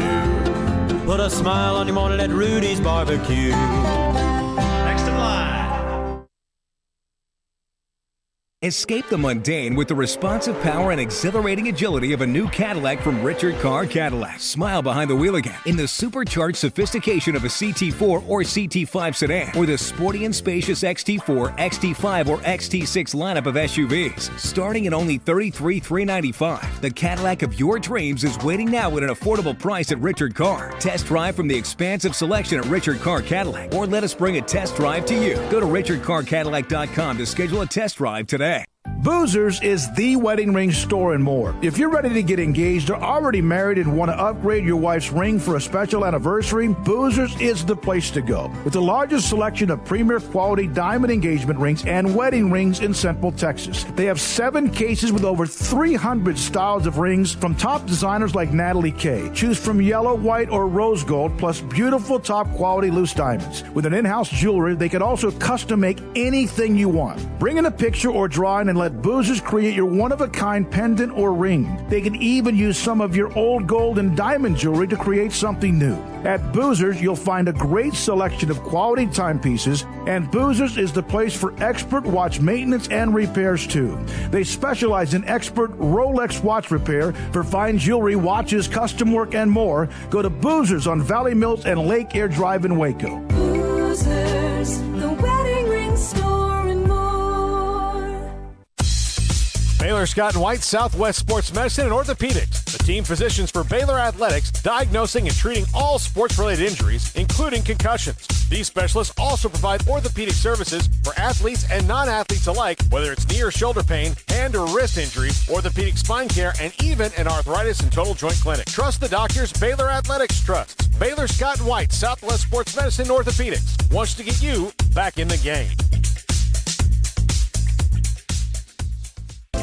The thing about having a naked truck is that you get exposed for the equipment you don't have. Take, for example, your rear end. If you don't have anything back there, you're exposed about what you don't have, and that's a life. However, if you cover that rear end with a hitch, you're telling the world, hey, I got a little junk in my bed, and I'm ready to pull something. A camper, RV, boat, trailer, jet skis, heck, even a bike rack.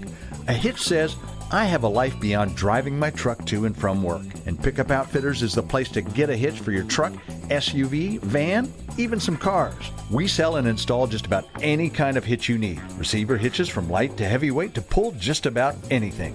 And gooseneck hitches and fifth wheels when you're ready to pull the heavy stuff. And don't forget trailer and brake controller wiring. It's so important to have wiring professionally and correctly installed by the pros at Pickup Outfitters. So it's time to cover that gaping hole in the rear end of your truck with a hitch. Installed by Pickup Outfitters. Check us out online at createacommotion.com. Life is back on, sports bettors, and BetUS has your NBA, NHL, Major League Baseball, UFC, PGA, and yes, NFL betting lines up for their 27th year and live betting on all of it. Log into BetUS.com or call 800-792-3887. That's 800-79-BETUS. BetUS for 125% bonuses with promo code SICK'EM125. Customer service pros are ready to get your phone, social, and online sports betting kickoff started now. Play with the proven mainstay in the industry. BetUS. You bet, you win, you get paid. BetUS.com. Use promo code SICK'EM125. Welcome back to Sick'em 365 Radio. Have you subscribed to our YouTube channel? Search 365 Sports on YouTube. He is now the starting quarterback at SMU, former Midway All-State Championship finalist quarterback, and of course was Oklahoma as well. Tanner Mordecai joins us. Paul Catalina and David Smoak, Sick'em 365 Radio. I think you went there knowing that you wanted to start and play more football. That's why you made the transfer. It wasn't easy, but what was it like when you finally got word from Coach Dykes that you were the starter? It felt really good. I've been working my butt off for a long time. Ever since I left high school, I've kind of been working to play and start somewhere, and I'm just glad I have my opportunity and can't wait to run with it. How much of a fit? I mean, obviously, Sonny Dykes has his thing, and I know Lincoln Riley's brother is there as well. How much of a fit was this for you naturally just going in, and it wasn't? It was a little more seamless than had you maybe gone somewhere else with the new offense. Yeah. So first off, the all starting 5-0 linemen were coming back. 3 of the 4 receivers are coming back, adding Grant to that. So I think it just made sense because of how mature this team is and how explosive it already was. And then Coach Riley here is really similar to Lincoln Riley at OU and the offense they run. So when I got here, I kind of just hit the ground and didn't have to adjust a whole lot for the playbook. Last time we talked to you, you sounded as relaxed as we've heard you. You were playing golf. It was a windy day. And you were enjoying yourself. You had made the decision. You at any time since that time, have you ever had anything negative in your mind, or has it just been nothing but full throttle positive? Yeah, as soon as I got to SMU, I was full throttle, working with the guy and know the guys. Really just kind of put my head down and going to work and preparing for this moment and this weekend and the whole season. So. Yeah, I haven't had really any negative memories since I've gotten to SMU. The guys here are great. They work hard. The talent level is really impressive for a team that's not in the Power 5. So, just kind of hit the ground running. Well, I'm a little concerned, Tanner, that September 1st, which is the start of dove season, falls on a Wednesday. That's not good for you. How are you gonna feed your hunting itch when it falls in the middle of the week like that? Oh man, I wish I could say that the past couple of years I've been able to hunt on September 1st, but college football is a little different game. So yeah, I haven't been able to get out in the dove field since high school on the opening day, but maybe a bye week soon. I'll be able to shoot some dove. I saw a picture. SMU released a graphic on their social media feed about the captains. And you were one of them. And quarterbacks, of course, a lot of times they are, but that's not always an automatic. What does that mean to you? Oh, it means the most to me. It's such a great honor to represent this group of guys. It means the world to me, and I'm really thankful that those guys picked me to be one of their captains. You are one of several transfers at SMU. Does that make it kind of give you kind of an early fraternity when you're starting in a new place of all guys that are starting here and new and kind of getting to know things? Yeah, definitely. Especially, Grant's my roommate here. We were really close at OU, so I instantly had a really good friend I could rely on coming in. And then, yeah, like you said, there's a bunch of transfers that came in here together.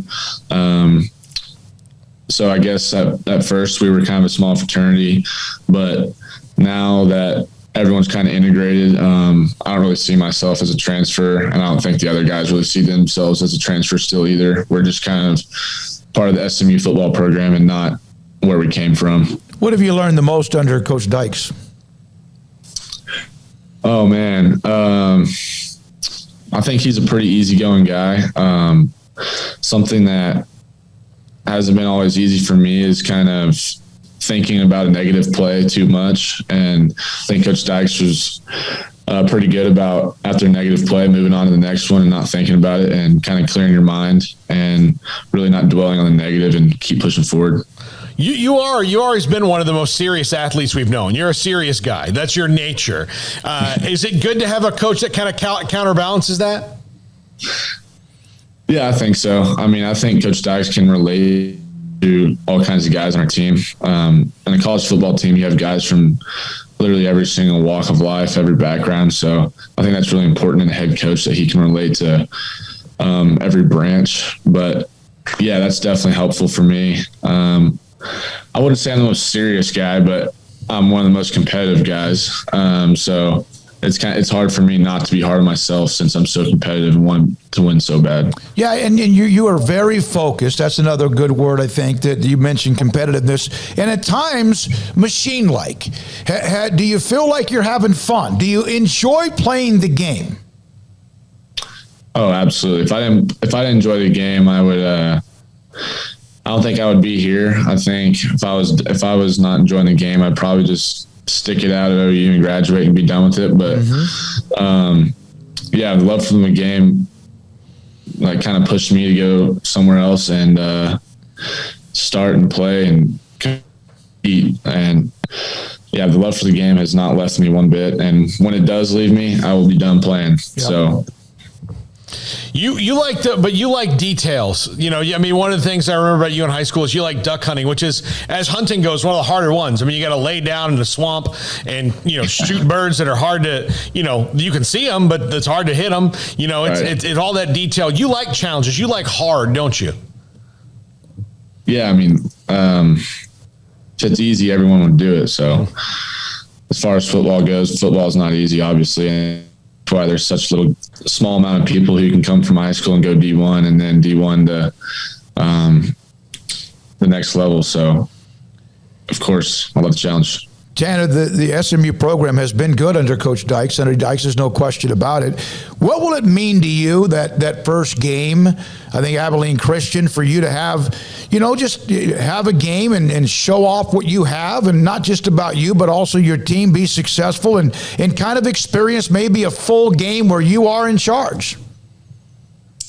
Yeah, I can't wait. I can't wait to show what this team has, what this team can be and will be, and also for myself.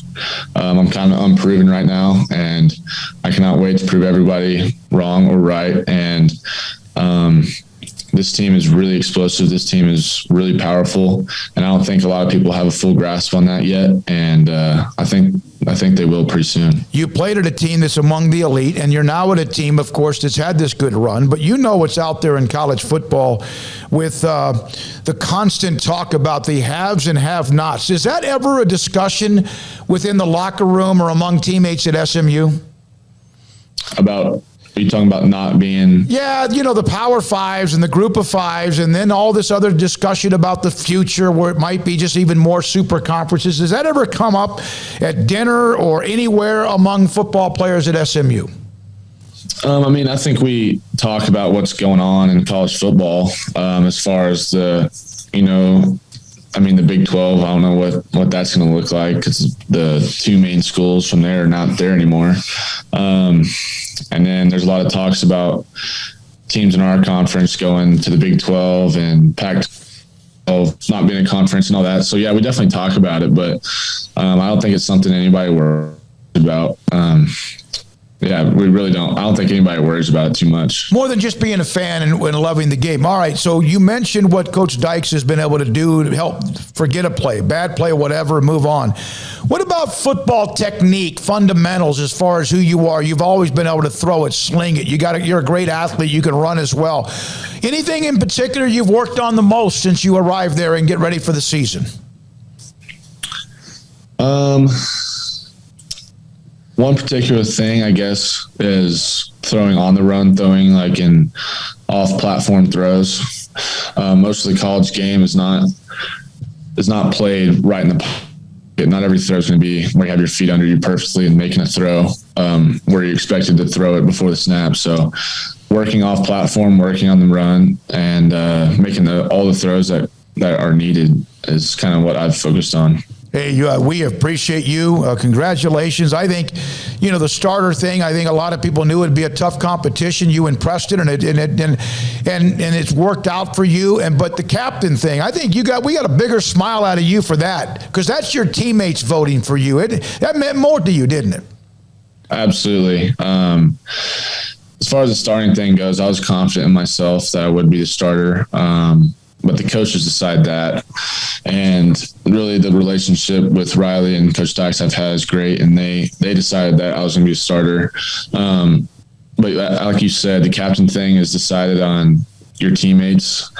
all the other 100 guys that you're around more and get to know. And so with me coming in January, able to make relationships and grow them strong enough for them to vote to lead those guys is a really big honor, and I couldn't be more excited to lead them. You were amazing at Midway, and good luck with what you have in front of you at SMU. Tanner, thanks for your time. We appreciate you. Thank you. Thanks for having me on. Tanner Mordecai, starting quarterback at SMU, Sikkim 365 Radio. So he goes to Oklahoma as an elite quarterback out of Midway. Could have gone anywhere. Picked Oklahoma. I thought that was ballsy. He was good. Never know. And then all of a sudden you're behind, what is it, Kyler Murray? Yeah. Armstrong, can we get the mics up? Kyler Murray, and then also with Spencer Rattler, who comes in, this phenom out of the West.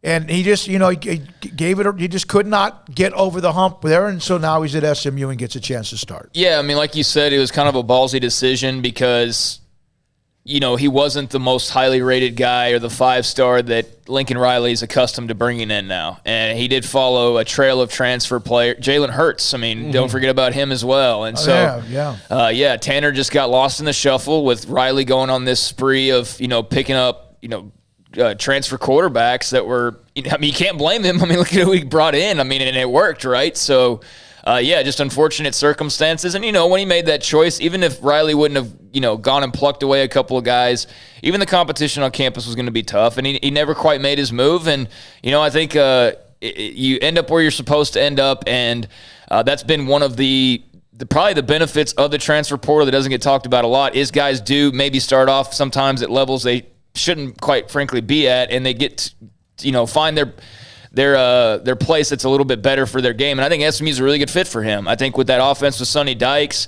I think his familiarity obviously with Riley, there's an assistant, Lincoln's brother, and just kind of like their style and what they do and their swagger. I think Tanner really fits that mold of what SMU's been doing. So I'm excited for him. I think this is a prime opportunity for him. All right, when we come back, we'll hear from the voice of University of Louisiana Raging Cajuns athletics, Jay Walker, on that game coming up this weekend. And let's be clear, they are not on upset watch. They are very much aware, like Dave was saying earlier, but Sarkisian is very much aware of what they're dealing with. This is not the easiest first game of the season, that's for sure. Yeah, there's no question about it. No doubt about it. No question about it. Paul, did the Cowboys sign Will Grier, former Mountaineer quarterback? They signed two people today. Will Grier, former West Virginia quarterback, and that's kind of interesting. Doug Nussmeier was his coach at Florida, or one of his coaches at Florida when he was there before he transferred. And they've also brought in running back Corey Clement, who was just released by the Philadelphia Giants. One time? Yeah, Philadelphia, the Giants. He has one more team to go now to make the clean sweep of the NFC East. They did not have a third running back after Rico Dowdle got hurt, and then Jaquan Hardy is on the practice squad. So, Corey Clement, now a Dallas Cowboy. All right, thank you for that update as well. A couple of notes off the text line. John Kelly, I want to throw this out there, who listens to this is chat room. Hey, guys, been listening, been without power from the remnants of Ida. Great show. Still without power, John finds a way. Thank you so much. We're thinking about you in the recovery. Yeah, no doubt. All those folks dealing with the hurricane. Hope you're getting it all back together if you have to. If there's things that went awry, hopefully that's all getting cleaned up and everybody's safe and sound and all that. Definitely don't envy the people who have had to deal with that the last few days. So, man, really appreciate the fact that amidst all that, you're still finding a way to listen to us. That means a great deal.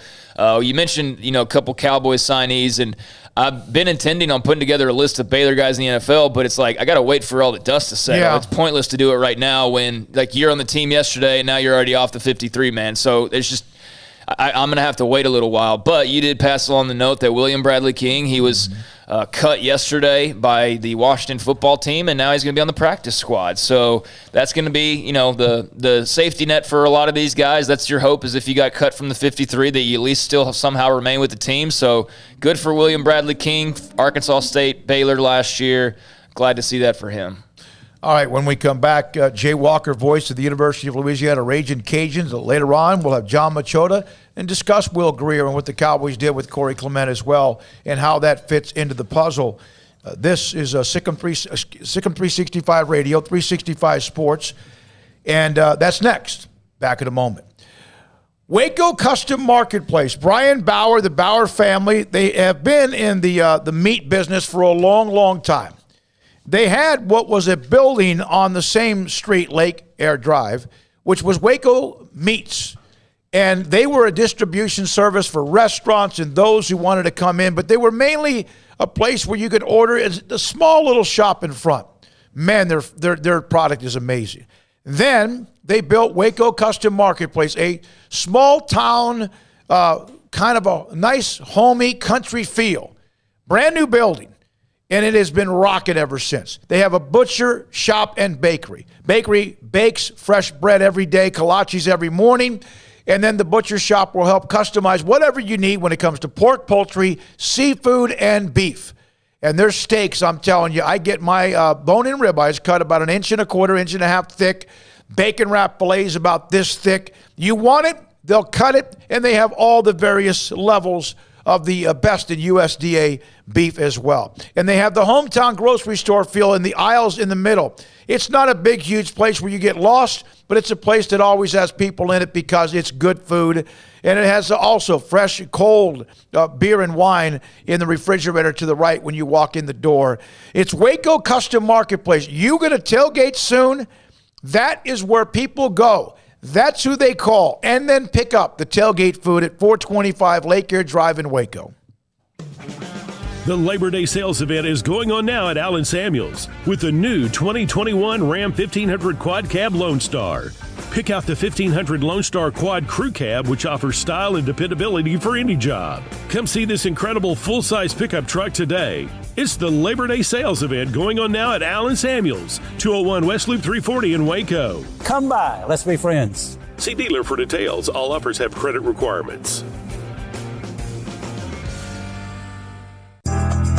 Riverbend Liquor and Wine, Lakeshore Drive at North 19th Street in Waco is a hidden gem. They've got a great selection of spirits, wine, and the most extensive selection of craft beer in Waco in their gorgeous walk-in fridge. And they have an amazing array of high-end bourbons like Pinhook, Weller, Buffalo Trace, Brush Creek, Hotel, Garrison Brothers, Thomas S. Moore, Hooten Young, and Bardstown. Great customer service and a convenient and speedy drive-through window. Riverbend Liquor and Wine. Find out more on Facebook and Instagram.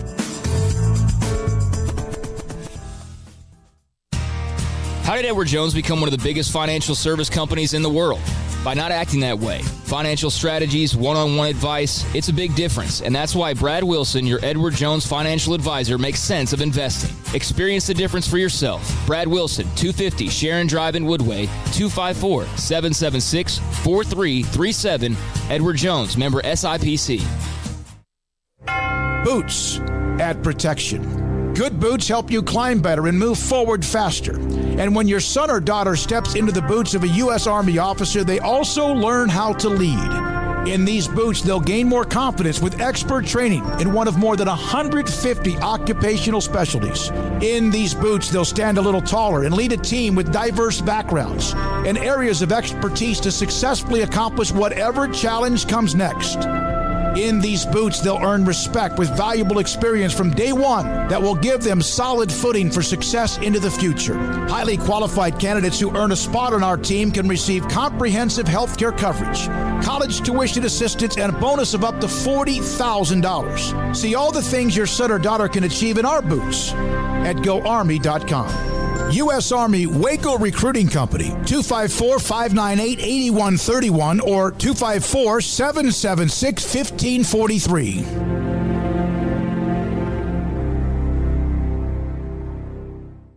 At Baylor University, students can shine in their own way. Or should we say their own ways? Because there's no limit to the ways Baylor students make the world a brighter place. Whether they're leading a student organization or following a higher calling, getting advice from faculty, or taking part in world-class research, pursuing their dreams, or working toward their dream job, students find their place to shine at Baylor, where lights shine bright. From the first workout to the last practice, sports is an incredible challenge. Hi, this is Dan Engel with the First National Bank of Central Texas, and we're proud to support Each athlete, every parent, and our educators. From families, small businesses, to the biggest industry, we're here to help. With remarkable products like instant issue debit cards free at all of our banking centers, we've got banking ideas that fuel big dreams. The First National Bank of Central Texas. Familiar faces making local decisions. Member FDIC, Equal Housing Lender. Welcome back to Sikkim 365 Radio. The Sikkim 365 radio app is sponsored by Allen Samuels Dodge Chrysler Jeep Ram Fiat in Waco. Your friend in the car business at Loop 340 and east of 84. Come by. Let's be friends.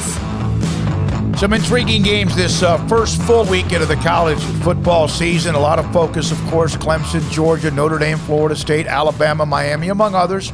We even brought up a little bit from the chat room, the UCF and Boise State game of interest. But, man, this is one that's intriguing as well. At the University of Louisiana, the Ragin' Cajuns and UT down in Austin. Jay Walker, voice of the University of Louisiana, joins us on Sikkim 365 Radio. Jay, this might be as good a matchup as there is this weekend before it's all said and done. This is a really good team. You know and have seen what Billy Napier's done. How much excitement is there ready for this game in Austin on Saturday? Yeah, our fan base is pretty geeked about this. You know, there have been many times in the 30 years that I've done this when, you know, we played these games knowing that it was going to be a lot to a little. And in fact, the last time we went to Austin, it was that way. But, you know, this is a time now where this program feels like it can compete with just about anybody. And so, yeah, there's a lot of people are pumped here. And we're going to bring some folks to Texas Memorial Stadium on Saturday. There'll be some folks wearing red. They'll be loud, and we'll see how it unfolds. Jay, Louisiana obviously brings back a lot of people, a lot of guys. Is this team still going to be built on their defense, or is their offense ready to take a step forward? Yeah, well, I think the answer to the question is yes. The Cajuns returned 10 starters from a defense that really I thought overall did a pretty nice job last year. They're very, very deep in the secondary. Their inside linebackers are really good football players, and they got a couple of guys on the outside that do a good job of rushing the passer. But having said that, I think this team is going to be a little bit more balanced offensively. I think they're going to be better in the throwing game because last year at the receiver spot, if you look, it was freshman. And those freshmen gratefully now have become sophomores, and hopefully they're ready to help Levi Lewis out a little bit better. Jay, how has Hurricane Ida and its effects on the state of Louisiana played into preparations for ULL? Well, they had Sunday was kind of a wasted day, I think, for the program because you've got 26 football players that were from east of the Baton Rouge area. And that's the area, of course, that was hit hardest by Ida. And the players spent a lot of the day that day getting in touch with family, making sure everybody was okay. Those that needed to evacuate did so. So that day, from a prep standpoint, they probably didn't get accomplished originally what they had written down. But it hasn't been too bad an effect because the storm really didn't affect Lafayette. Okay. And so, the players are here. They've stayed in touch with their families, and I think they're okay to go now. We've all talked about the success that Billy Napier has had in this game itself and his two top 25 teams. In fact, the Ragin' Cajuns are ranked in some cases higher. What would it mean to the program if they came out of Austin with a win? The Cajuns had a great victory a year ago against an Iowa State team that won the regular season Big 12 championship. But as we say here a lot of times, and I'm going to say it softly, but normally we shout it, it's Texas. And it's, the tackle twill means something. The color means something. The Bevo means something. It's a blue blood. It's a blue blood program. And that would be the first time, the Cajuns did have a win over a very so-so Texas A&M team 25 years ago. But that's kind of been it. And to beat a blue blood at their house would be a huge statement for this program. What kind of statement would that be for Billy Napier, as he, again, will be mentioned for every head coaching job that he would want, but still hasn't taken that jump yet? How many more skins does he need? Billy's name was mentioned last year at South Carolina. He could have had that job. He didn't like what he heard during the interview. He could have had the job at Auburn. He didn't like what he had heard in the interview. So, when the openings come, Billy's name's going to get mentioned, but it's going to take something special to get him out of Lafayette. He's being paid well now, $2 million a year. He's a guy that thought he was going to be a high school football coach, never thought of making that kind of money in his whole life. So money, I don't think, is a determining factor for him. Right now, he's focused on making Louisiana the best G5 program in America. That's his goal right now. If the right job comes along, where it's where he believes he has a chance to win at a high level, and more importantly, be given the freedom to do it his way, then that job's out there somewhere. But for right now, he just wants to make the Cajuns the best. Has any of the discussion, and I know that we have not had many, with all due respect, that have brought up the Billy Napier as his program right now, the University of Louisiana, when it comes to the future landscape of college football. How much is that reverberated, though, around the program and obviously the state of Louisiana with what Texas and Oklahoma are going to do at some point? Well, I'll go ahead and I'm not going to speak for anybody except myself when it comes to Texas and Oklahoma. They're going to make themselves better. They're going to make the Southeastern Conference better. I do not think they're going to make college football better. And that's my take on it. I think that's a lot of people's take on what's going on with Texas and Oklahoma. Joining the Southeastern Conference is going to make that league a mega league. But is it the best thing for the game? Probably not.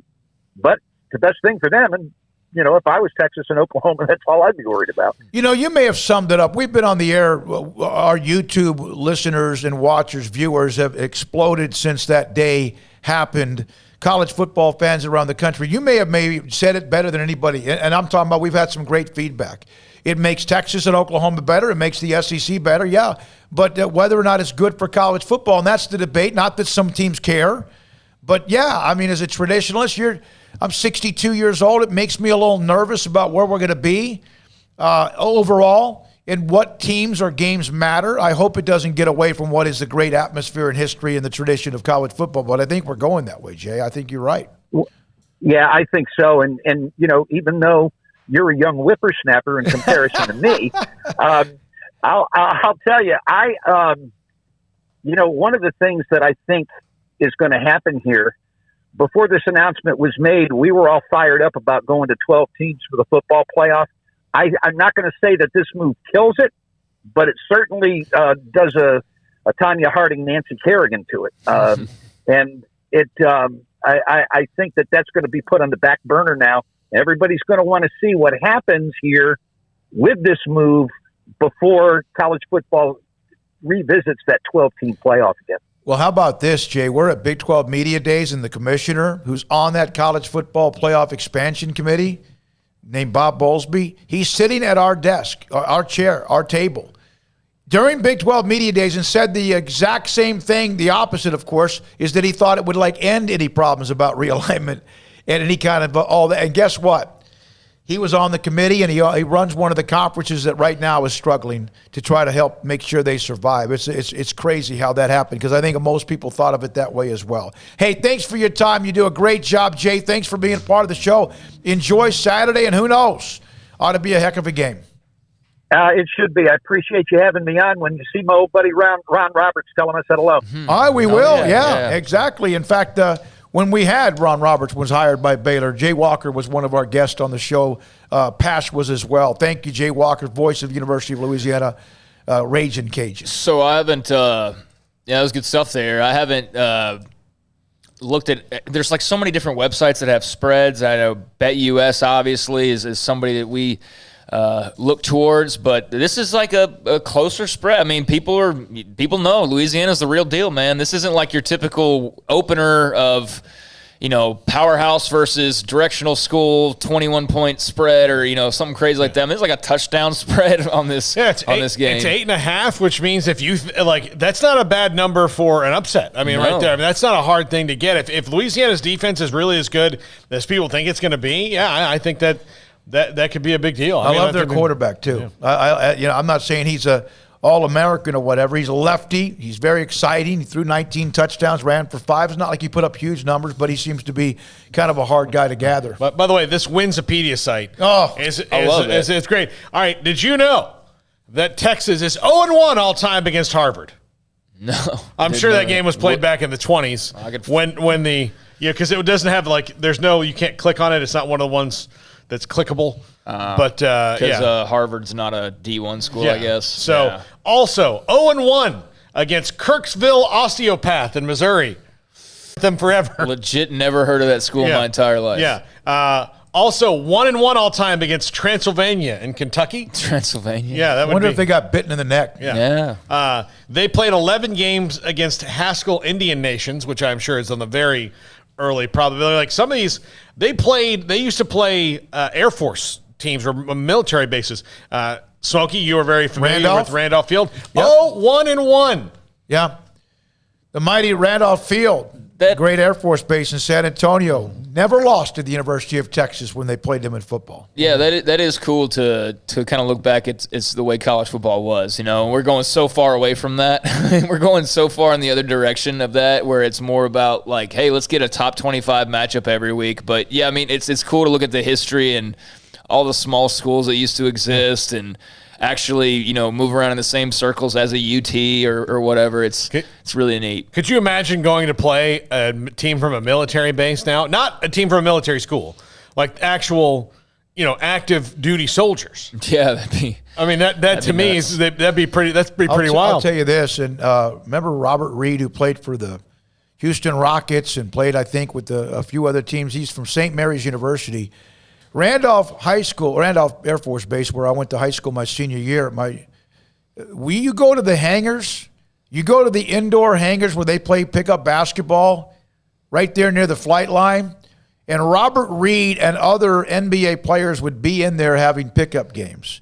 And the guys that they were playing against each other, but also those who served the military, it was unbelievable. The athletes that you have, but I know what you're talking about as far as a legitimate team that goes and plays games. I'll give you, here's Alabama. They are 0-1 against Camp Gordon in Georgia.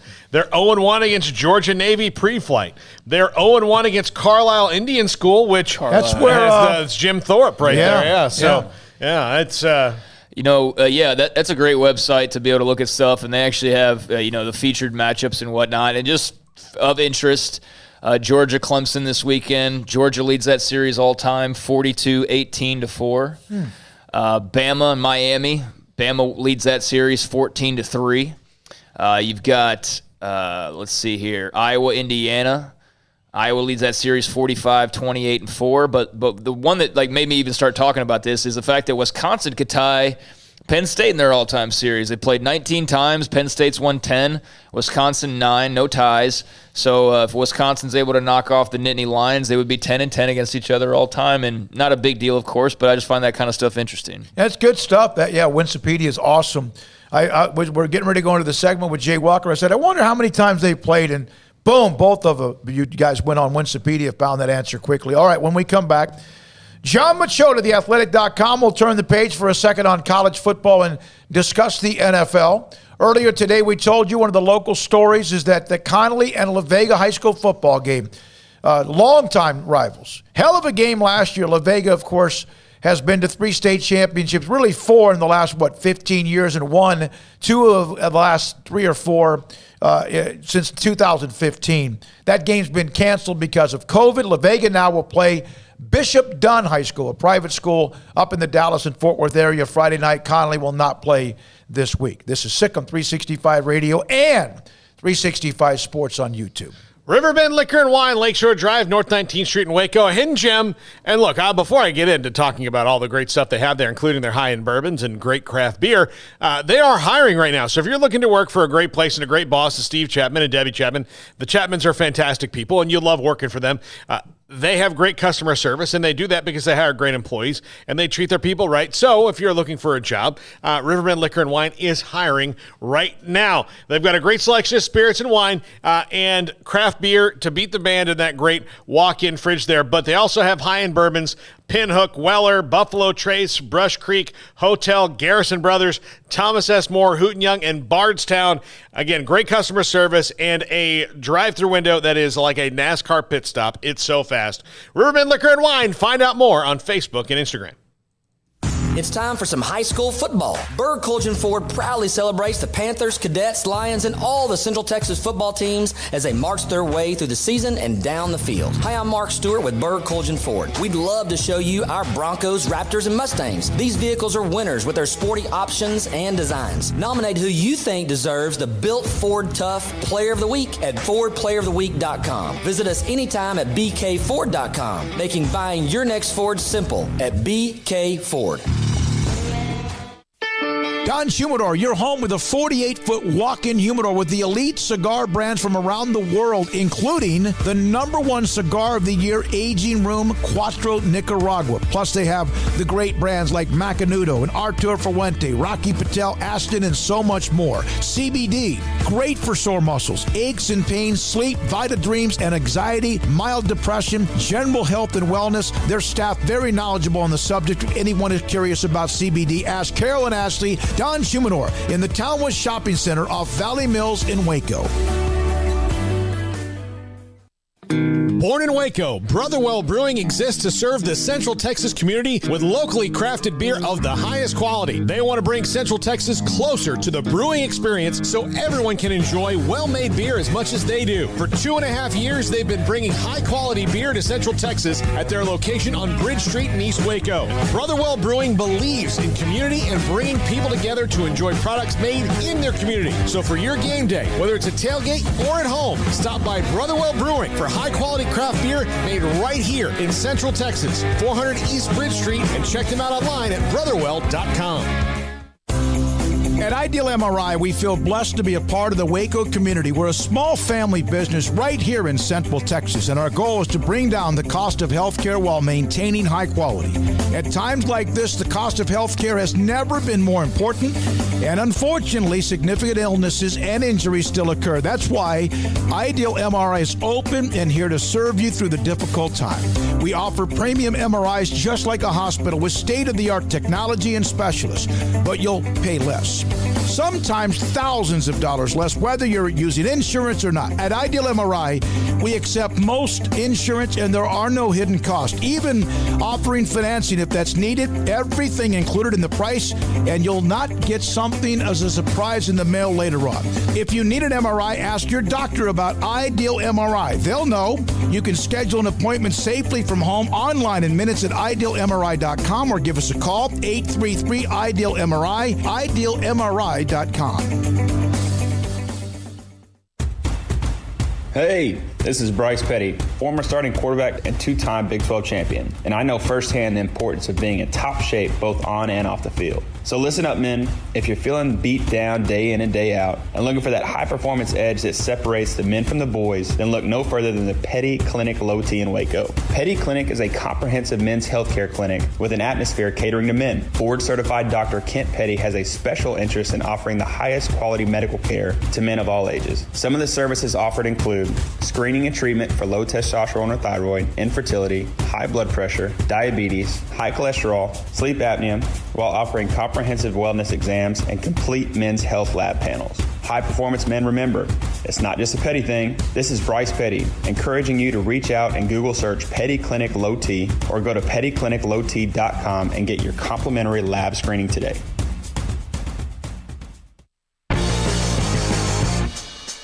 Welcome back to Sikkim 365 Radio. It's time for our weekly segment with Jon Machota of The Athletic. Just a sneak for Prescott, and he's in. Touchdown. Brought to you by Pioneer Steel and Pipe, where customer service is their main focus, and best in metal, steel, and pipe for large or small projects, with 2 locations in Waco and Bryan. Family owned and operated since 1943. C.D. Lamb, and he takes it in for another Cowboys touchdown. The 5 o'clock hour is sponsored by Edward Jones Investments, with financial advisor Brad Wilson. Investing is time and experience back to you and your money during today's changing times. Edward Jones, making sense of investing. Now here's David Smoak, Paul Catalina, and Craig Smoak. By the way, I want to welcome Terrell, I think it's Terrell, to the chat room, also the text line, and I'll be reading what you put up, a couple of ideas about the Big 12 and company. So thanks to joining the family of Sikkim 365 Radio. Yeah, and let us know if it's Terrell or Terrell. Yeah, because Terrell Owens. Yeah, Terrell Owens changed Terrell that whole Buckley. name for me. Yeah. Yeah. I always thought it was Terrell, so if it's Terrell, let us know that too, so we can make sure we get your name right. It's the least amount of respect we can show. And it's T-Buck's my favorite. It's Jon Machota of theathletic.com who joins us now on Sikkim 365 Radio. So, John, did they take care of their backup quarterback with the move with Will Grier, or what's the status? Who's going to be the guy? I still think it's going to be Cooper Rush, and the only reason I say it is because Will Grier makes sense if you would have brought him in like a month ago, but like there's just not going to be enough. There's not enough volume of things that he's going to be able to do during practice for you all of a sudden to say, okay, now this is our backup. Like they're just most of the reps that go to your first. Your starting quarterback, Dak's going to get most of those reps in practice. He's, the backup quarterbacks do a lot of like scout team stuff. I just don't know if there's going to be enough time for him to even get acclimated and get to win a job for you to considerably jump Cooper Rush. While we sit there on the outside and sit there and go, they couldn't find anybody better than Cooper Rush. The Cowboys are very high on his understanding of the offense. So I just find it hard to believe that Will Grier is going to come in here and then in like a couple of weeks, he's going to be their backup. I think of it more as he's a guy that has some upside, and I think that they're going to keep the extra quarterback because of COVID, and just in case they get in a situation like last year where all of a sudden you need 3-4 quarterbacks, you have some guys that are at least been working in the system, during the week for a few months. But yeah, to just automatically think that he's going to be above Cooper Rush, I just don't see that happening, especially not early in the season. John, is it good news or bad news that the cuts went pretty much how anybody would think, and there was really no huge surprises? I don't think it's a bad thing. I just like, obviously Cam Newton is the big name of all the cuts across the NFL. And I can understand arguments for and against why you'd want him to be the backup in Dallas. But outside of that, there just wasn't a lot of big names out there that I can really criticize them for not getting. And the other thing is having 5 guys on the COVID list allowed them 5 other spots to kind of maneuver around, different players and things like that. So they were able to keep most of their guys. And then with this practice squad that came out today, they got 15 they actually had 17 spots because Isaac Alarcon, he doesn't count against. He's still an exempt this year. So they still have 3 more spots on the practice squad. And what they've filled so far are pretty much most of the guys that they waived or released. So I think it worked out pretty well for them. The waivers went through today, and like any of the guys that they let go were claimed by anybody else. So they pretty much got to keep who they wanted and got to bring back almost everybody else that they wanted under the practice squad. So, I think it's good for the Cowboys the way that it's gone down these last 24 hours or so. We knew with the Rico Dowdle injury that the Cowboys could have their eyes on, pursuing another running back. And then today the news about Corey Clement. He was a part of that Philly special when he was with the Eagles in that memorable moment. But and then he got released by the Giants yesterday. So touring around the NFC East, now a member of the Cowboys. What are your thoughts on Corey Clement?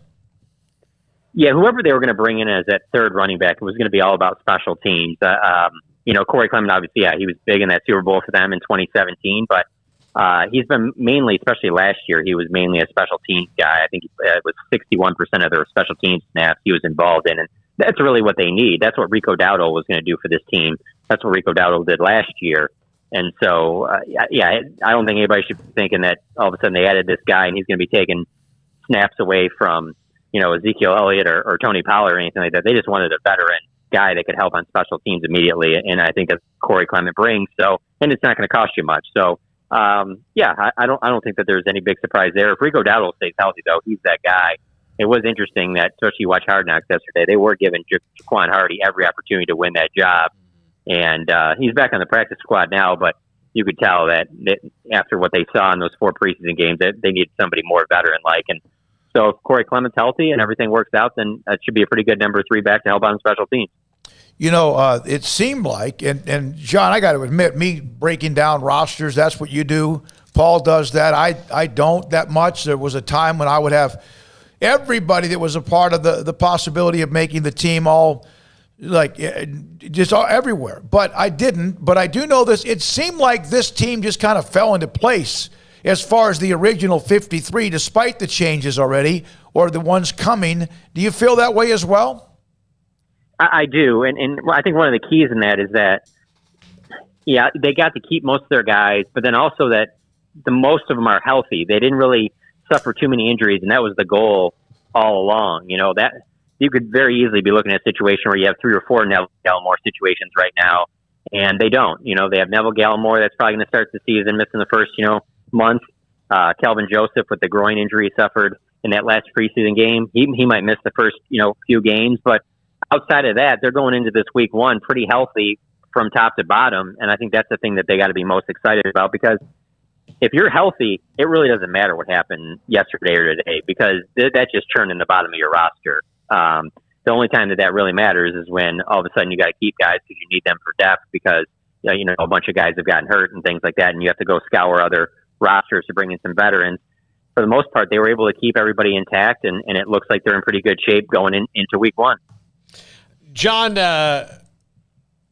Malik Turner, Semi Fihoko, Azur Kamara, are these guys going to be on the roster on Sunday, or are they the guys who might find their way onto those empty practice squad spots? No, I think that several of those names you mentioned are the ones that are going to be moved off. Once you get CeeDee Lamb back and Noah Brown off of the COVID list, I expect CeeDee Lamb to be off tomorrow. That's what Mike McCarthy said, that he was thinking that, they're going to be back in the building tomorrow. And as of Sunday, he said he figured most of those guys that would have been on the list will be back by Thursday. And the only one he's not counting would have been Noah Brown, because he just got put on the list yesterday. So, yeah, if by some chance that Noah Brown couldn't go week 1, then maybe you keep one of those other receivers up. But I just don't see them going deeper than 5 that are going to play on a Sunday, that are going to be on the active roster on game day. So, it's pretty set there. And then same thing with Kamara. Like Kamara's, he was on all the special teams units throughout the preseason, and obviously he's a good story on Hard Knocks, with his family being from the Ivory Coast and him coming over and making this initial 53, and that's big. But I don't see where he even really gets special team snaps. I just think that there's going to be other players that factor in there. So Bradley Anai is another one. I don't know where he really factors in either. And then even some of those linebackers there, them keeping that. Luke Gifford wasn't a huge surprise, and he even played pretty well in last preseason game. But Francis Bernard, I did not expect him to be on that initial 53. I think he would be another guy that you could see coming off of that before they play Tampa. All right, so Paul, who's their kicker? Greg Zuerlein. Greg the leg. Did he ever kick it all in the preseason? Yeah, he kicked the other night, right, John? Okay, all right, okay. I didn't know. But he's coming off an injury, right? Yeah. He had off-season back surgery and didn't do. So he had back surgery, I think it was a month before training camp. And so when he got into training camp, he was basically just kind of off to the side doing rehab work and things like that. He never kicked in training camp. That was almost all Hunter Nicewinder. And so over the last week or so, that's when they've kind of been bringing Zuerlein back, kicking him a little bit in practice, and then they wanted him to go in that final preseason game. And he had the one, I think it was a little over 50 yards, and he missed it just outside. I don't think they're really concerned with that. They know what he is as long as he's healthy, and particularly John Fossil. That's the way he feels about it. And you look at teams like the Lions cut both their kickers. If you're one of these teams that you don't have a kicker for sure, you're just churning guys that are on the waiver wire. The Cowboys have done it before in years past when they brought in Nicewinder, Brett Maher, and things like that. But I think they feel pretty good about Zuerlein. And so as of right now, as long as his back is fine and everything went well with the surgery, I think that they'll be fine there. He last year, and I heard some barking on one of the talk radio shows out of Dallas, but Last year, he missed one kick under 50 yards. He was 3 for 9 from plus 50, and he's got the leg to kick it from that way. And I didn't understand why they were barking. And then I realized it was because he hadn't kicked in so long, and they were a little bit shaky about whether or not he had enough time to be able to get ready for the season opener. But I've always liked the guy. In fact, didn't he hammer the Cowboys one year? Paul kicked a bunch of field goals against him, and I was wondering about that, whether he's healthy or not. And now, with John, the extra little bit of time between the last preseason game, Jacksonville, and the opener against Tampa, he should have plenty of time to get in some practice as well, right? That was the plan all along, and I don't think they take it as far as they have if there isn't this long, track record between Greg Zuerlein and with John Fossil, the special teams coordinator. And because they're so comfortable with each other, that's why they felt good about going down this path. Because if they didn't, or if there was even concern a little bit, and the Cowboys didn't bring in another kicker that could potentially, be a starter type guy, invest some money in another one, then that's obviously poor execution on their part. But all along they've maintained that, don't worry about what goes on, every single day in practice. We're on track. We're focused on getting all these guys out there for week one. CJ Goodwin's another guy in special teams. He hasn't been doing much in practice, but they maintain he'll be ready for week one. He's their best special teams player. So that's the thing. You got Dak Prescott didn't play a snap in special teams. In preseason. Ezekiel Elliott didn't play a snap in preseason. DeMarcus Lawrence. Anybody that's down on them going 0-4 in the preseason, trust me, you did not see the Dallas Cowboys of 2021 in this preseason. You will see them week one against Tampa Bay, and there will probably be some rust, but you definitely haven't seen them yet. So, Paul, I saw this Jon Machota, this is on August 28th, which was, 3 days ago. Jalen Smith, physically I feel great, looking like myself, doing some amazing things sideline to sideline. I focused on a lot of mobility this offseason. And it wasn't John's quote from Jalen Smith, but the reactions to him. Oh. John, I don't think there's a Cowboys player of the last 25 years that gets as much vitriol as Jalen Smith does. I agree. And is it probably overblown? Sure. But he does he'll do some things to stoke the fire. Even at the very end of that interview on Saturday, and it didn't get as much traction because it was over the weekend, but even when he was asked by a reporter, hey, you're obviously a veteran player that, you played the majority of the defensive snaps these last 2 years, and that number's probably going to come down. Does that mean that you might play a little bit on special teams, or is that something they're not asking you to do because you're a veteran or whatever, and kind of just trying to feel him out? And he was just kept repeating vet life. And he just started laughing, basically I'm not going to do that. I'm a veteran or whatever. And I'm just kind of if you're a team leader and you're trying to do everything that can help, and your defensive snaps are coming down, wouldn't you want to be out in special teams? That kind of just left me scratching my head. It's one thing if they were if Jalen Smith is the player he was at Notre Dame and he's just, all over the place making plays. Yeah, don't waste him on special teams. He needs to be out on all the defensive snaps that are possible. Basically, I can give you a perfect comp. Micah Parsons. Okay, if Micah Parsons, you don't want him on special teams because you're going to have him on the field for every single defensive snap, then it's fine. But Jalen's defensive snaps are coming down this year. Maybe. Hold on, guys. This thought crossed my mind. Maybe he doesn't think his defensive snaps are coming down, which would be fascinating because it's going to be a rude awakening week one. But yeah, I was kind of surprised because I just figured he prides himself on being a team leader. He'd be like, hey, whatever the team wants me to do, I'll do. If that's play, run down in special teams, that I'll do that. But and then let's just be honest, I don't know that really where he's best suited. I don't even know if he would be a great special teams player, but it was just the question was asked.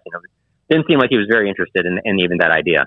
Yeah, it was a weird answer, and I'm with you, John. I think he might not have understood, quite frankly, what was being talked about based on his answer. So that's kind of what I'm thinking as well. So yeah, it was bizarre. So yeah, I'm with you. I think he was just kind of maybe not even realizing what he was answering, quite frankly. Yeah, sometimes when you have you just get that rep, and so whatever you say, it's going to be twisted or whatever. Sometimes it's just you shouldn't say it. There's one time I asked him a question in the post game, and he tried to get real philosophical with me, and either it was above my head completely, or it didn't make any sense. So John, I just pretended like I knew what he was talking about. I was like, yeah, I got you. No, it is. We are in a different time though now, where there's certain guys that it's they're such a lightning rod anytime they talk because they almost always will say something that, will kind of ruffle feathers. And this kind of leads into my thoughts on the Cam Newton thing. I just think that right now teams are in a better situation than ever before to kind of keep those guys from being a distraction because they can just not make them available that often. Like you mentioned, talking to Jalen after a game, you get him after every single game in his locker, no matter what. Jalen will always talk. But now that we only get a handful of people at the podium and then in this other media room, if he's not being requested, then we're not going to talk to him. And it's the same thing with like Cam Newton. You know, people talk about, if they brought him in, he could be a distraction.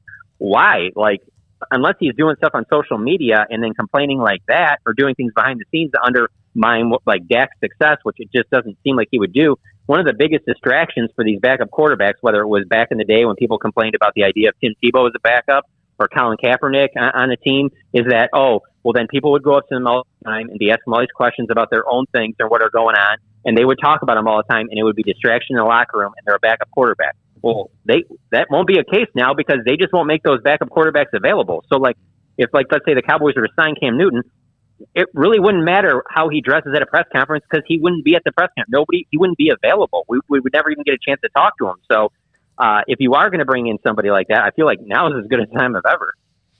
Yeah, John. All right, one question from Hard Knocks. What did you think of Terrell Basham's stand-up set from what we got to see? You know, he mentioned this out at training camp. I think was the first time he talked to a group of us that he's really into stand-up, huge Dave Chappelle fan and that. And me personally, I'm a huge fan of stand-up. I think, there's probably other things out there that aren't crossing. I think it's one of the most difficult things to do, especially in a small setting like that. It takes a lot of guts to be able to do that. And so, I don't think it was great, but he was honestly better than I thought he was going to be, especially for that being his first time going up in front of a group, even though probably half the people there were probably his teammates that have heard him tell jokes before. But I guess maybe it's all about the bar you set. Did you think it was going to be good when it was leading in? Then it probably underwhelmed. But I was kind of thinking like, this is not going to be good. This is way more difficult to do than making jokes in a meeting room. So I did like how they closed it out by going back into the meeting room and had him tell the joke again. And DeMarcus Lawrence walks in and he completely loses focus because Lawrence is standing right in the doorway. So no, that made for good TV. Yeah, I'll tell you, I might contact the Cowboys and tell them to send him down. I'll put him up here in Waco. It's hard to do, man. It's not an easy thing. So I was impressed. I would think comedy has always been hard. Either you have it or you don't, and sometimes I guess you can get good at it. But if you weren't, but God, this day and age, you've lost. I would think some things that maybe we shouldn't have been laughing at, but you used to be able to talk about it, joke about it, laugh about it. But, man, a lot of your content is gone. Go look at Eddie Murphy back in the 80s, and it's not going to fly today. You know, George Carlin had those. How many words were there, Paul? 7. 7 words. Now there's like 1,700. Which were No. Yeah. Hey, John, great stuff. Can't wait to the season to get going. And Tampa Bay will discuss the Bucs and Tom Brady and company and the Super Bowl champions next week as well. Sounds good, guys. Jon Machota, athletic.com. I want to pass this along. I just saw Sam Kahn from ESPN put this up. So I don't know about you guys. I get the game notes every week, and sometimes I look through them, sometimes I don't. It just kind of depends on what I'm writing about or whatever. But I'm sure most writers probably, scour through various game notes. I've found some nuggets when I've actually truly took the time to read them, and David K's like, this was in the notes. Yeah, no doubt. It's just something we get, and, it's like I got them sitting right here, actually, and I'll peer at them every once in a while. But anyways, Sam was looking over at the North Texas game notes. They played Northwestern State this weekend in Denton. And this was kind of funny because Phil Bennett, UNT defensive coordinator, is a friend of the show. And they make mention, Bennett back in DFW this offseason. North Texas hired defensive guru Phil Bennett to be their defensive coordinator. Mentions him being a head coach at SMU. And then the third line says, Bennett began his coaching career at his alma mater, Texas A&M, in 1978, which is the same year that head coach Seth Luttrell was born. Oh, my God. Yeah. Kudos to whoever put that in there. I was talking to Mike Scarborough, who covers LSU for Tiger Bait, and, of course, that's a tough situation. Ed Orgeron and LSU have basically shut down any access. They're practicing in Houston. And then eventually, I don't know when they'll leave, but I guess soon to play the game. Are they playing UCLA? Who are they playing? UCLA? Yeah, Vegas, yeah. But I was talking to Mike, and he was talking about Bennett, who was at LSU. And I told him, I said, Mike, he's the best ever radio segment. you could ever have, now or in 5 years, and we will still get him on, drop in a couple of different times, even during the season. Last year, Mondays with Phil Bennett, the Nitschke Group, of course, sponsored the segment, you had to listen to it. In fact, you'd want to go back and listen to it again. They got themselves a personality and a character up at North Texas. Now, can he help the defense? We'll figure it out. I don't know. Yeah, I think that game's Rose Bowl, Paul. USC is the Vegas game. Yeah. All right. So when we come back, a couple of notes. We've got some text messages. Terrell, cool. Who contacted us. I'll read it now, and then we'll go to a break. Hey, everyone. Terrell here. Great show. I've been listening for the past couple of months. I'm from Houston, but now just moved to Chicago for a new job back in June. And, Terrell, good luck with that. I played 1 year of football at La Tech back in 2011 when we had a top 15 ranked team under Sonny Dykes, of course, before I transferred to North Carolina A&T. I just wanted to talk about realignment, the possible new Big 12. Here should be the conference split into East and West divisions and should be a total of 14 teams. For first round of realignment, expand to 16. His teams include West Virginia, Iowa State, Kansas, Temple, Cincinnati, UCF, Memphis, and Coastal Carolina or Georgia State. If you include, if you move up again after this one. So these are couple of new schools we haven't thought about. West, TCU, Texas Tech, Oklahoma State, K-State, Baylor, Houston, Brigham Young, and either SMU or the University Louisiana, which is the coach or the Jay Walker we just had.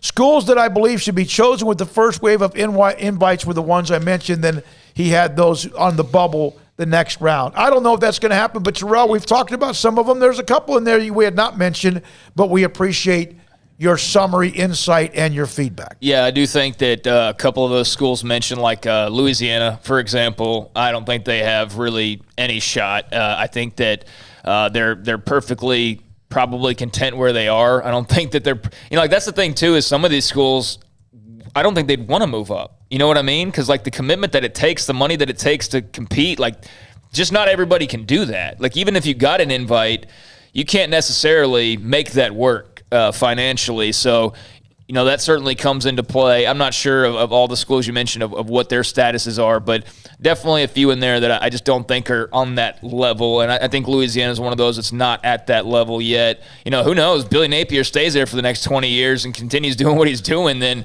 we might be talking differently in 10 years, but I don't think they're ready for a jump like that just yet. But, the different divisions or different conferences and all that, a lot of the teams you mentioned, I'm totally on board with you. And I actually saw, I want to say it was Stuart Mandel, but sometimes I get the guys confused. I want to think it was Mandel, though.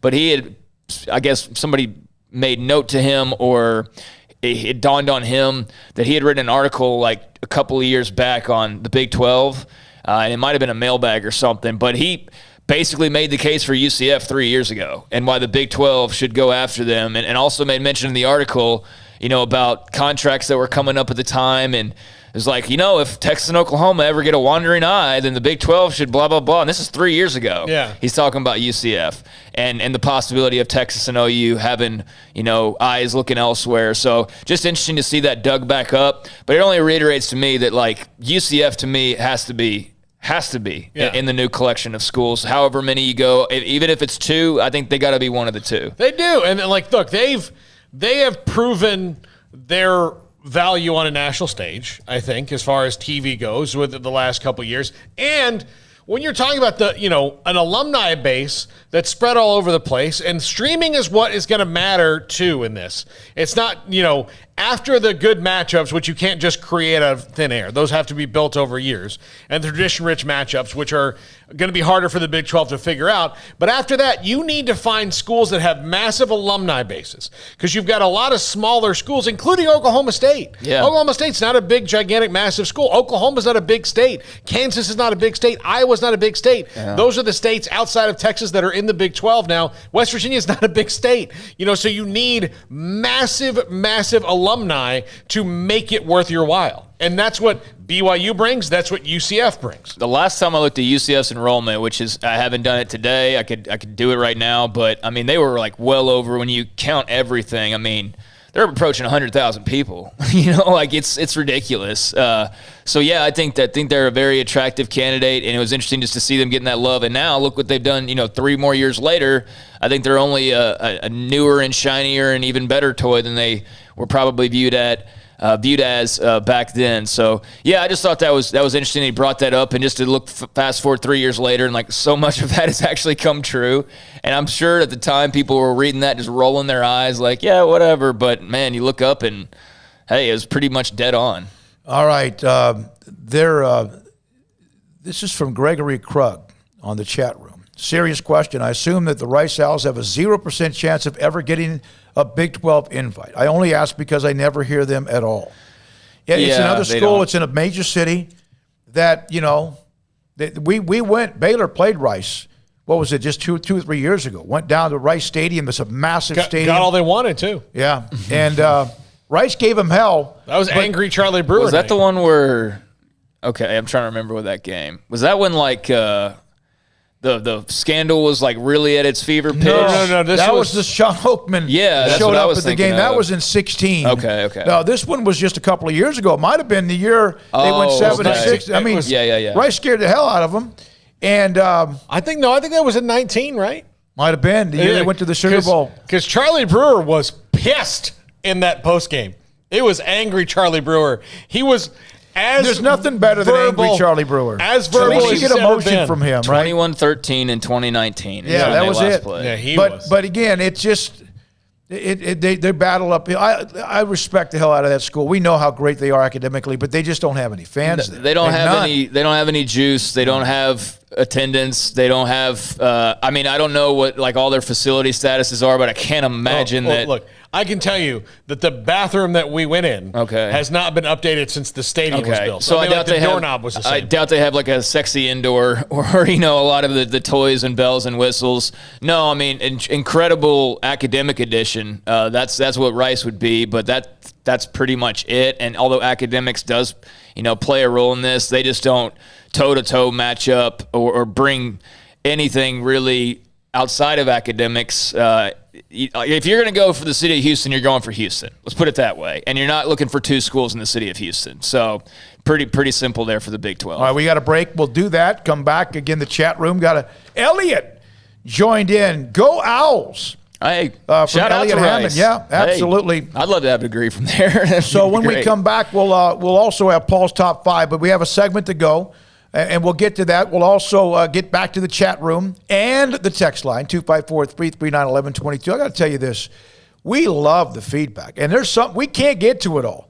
There are times when I get home, and I've told you this before, we get on here, and it's just boom, boom, boom, boom, boom. It's like that old video, Paul, back in the days, Craig, of the newspapers when they were getting printed. You saw that whatever you want to call it. Press scene. Yeah, it's just, we can't even get to all of them. There's sometimes we miss them. We don't mean to. We try to read them on occasion. It's not because, we like this one or we don't like this one. We just, as we get them, thank you. 254-339-1122, the YouTube chat room. Armstrong monitors that away. By the way, Armstrong's been flying solo today. Absolutely. He is the pilot, the co-pilot. He is the, what do they call him now? Flight attendant. Flight attendants. And everything else. He's the gasoline, the engine, and he has been solo and done an amazing job. He has not said much to me at all. Not at all. Would that explain why I ordered a club soda and a bag of snack mix and I have not gotten it yet? Yeah. He's just too busy? He's too busy. All right. He's hiding behind the computer over there. He's like, go to break, you idiots. A lot of talk about A&M surrounded the Rice band. I don't think that was it. I think A&M surrounded the SMU cheerleader. By the way, no, there's that the Rice Rice band, yeah. They're known like the Stanford band or Cal band or whatever to be able to do some things that kind of just on the edge of naughty. They're kind of they're like the leaders in that, the mob, right? Isn't that what they're called? The mob? Yeah. No, I remember being like worried when Baylor played them 2 years ago. I was like, oh God, what are they gonna do? And I think they might have touched on the scandal slightly or something, but no, the mob is legit. It's like, oh man, we gotta go.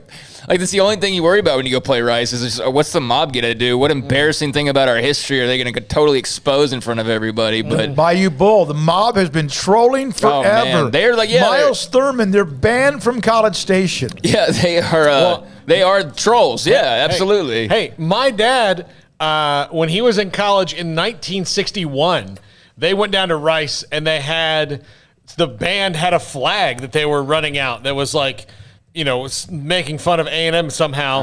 And the Corps told the freshmen to get the flag, and they got in a melee with the Corps and the band in 1961. Yeah. I mean, it goes back a long time. 254-339-1122. Sikkim 365 Radio. New month.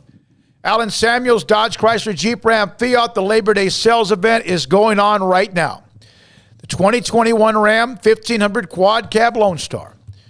Ram truck owners are the most loyal to the brand, back-to-back Motor Trend Truck of the Year. Ram trucks engineered to bring confidence under the toughest road conditions with impressive towing, capacity, payloads, and load stability. They also offer comfort levels that exceed the demands of daily driving. I remember driving, and I don't know which one it was, but Allen Samuels on occasion will say, hey, you want to drive this around? So when I talk about it, I know even more about it. It's pretty cool to be able to do that. But I was driving a Ram truck, and I was on my way to Oklahoma City to cover a basketball tournament, most likely the Big 12 women's basketball tournament.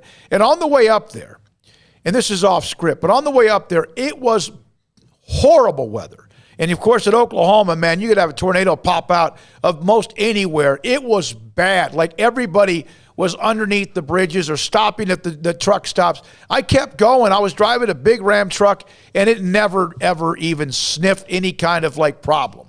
But, it's durable. No question. It can carry the big payloads, but also very, very salty on the road in the conditions. Also, the new 2021 Grand Cherokee, most awarded SUV ever. Beautiful curves and design. The Grand Cherokee carries itself with rugged elegance, interior, luxurious fabrics, premium finishes, and you can drive the incredible SUV. Come see the folks at Allen Samuels, Dodge, Chrysler, Jeep, Ram, Fiat, Ted Teague and Company. What an incredible staff. Loop 340 east of 84 in Waco. For a limited time, refinance your vehicle and have 90 days with zero payments. Only at Genco FCU. Refinancing lowers your rate and you pay less for your car. You can't pass on rates as low as 1.75% for 48 months. Apply online today. Annual percentage rate subject to change without notice. Subject to credit approval, membership eligibility, and loan policies. Go to GencoFCU.org. NCUA Equal Housing Lender. My money, my future, my credit union. Genco. With so many companies and policies out there, it gets so confusing shopping for insurance, and I never know if I'm getting the policy that's right for me. Luckily, I met the team at the Niche Group Insurance Agency. With the Niche Group, you can go to one company and get access to coverage options from many insurance carriers, and you get to speak to a real person about your specific coverage needs. With the Niche Group, I know I'm getting the right coverage at the right price. If you need insurance, talk to the experts at the Niche Group at 1-800-258-8302. Baylor Scott & White, Southwest Sports Medicine and Orthopedics. The team physicians for Baylor Athletics, diagnosing and treating all sports-related injuries, including concussions. These specialists also provide orthopedic services for athletes and non-athletes alike, whether it's knee or shoulder pain, hand or wrist injuries, orthopedic spine care, and even an arthritis and total joint clinic. Trust the doctors Baylor Athletics trusts. Baylor Scott & White, Southwest Sports Medicine and Orthopedics wants to get you back in the game.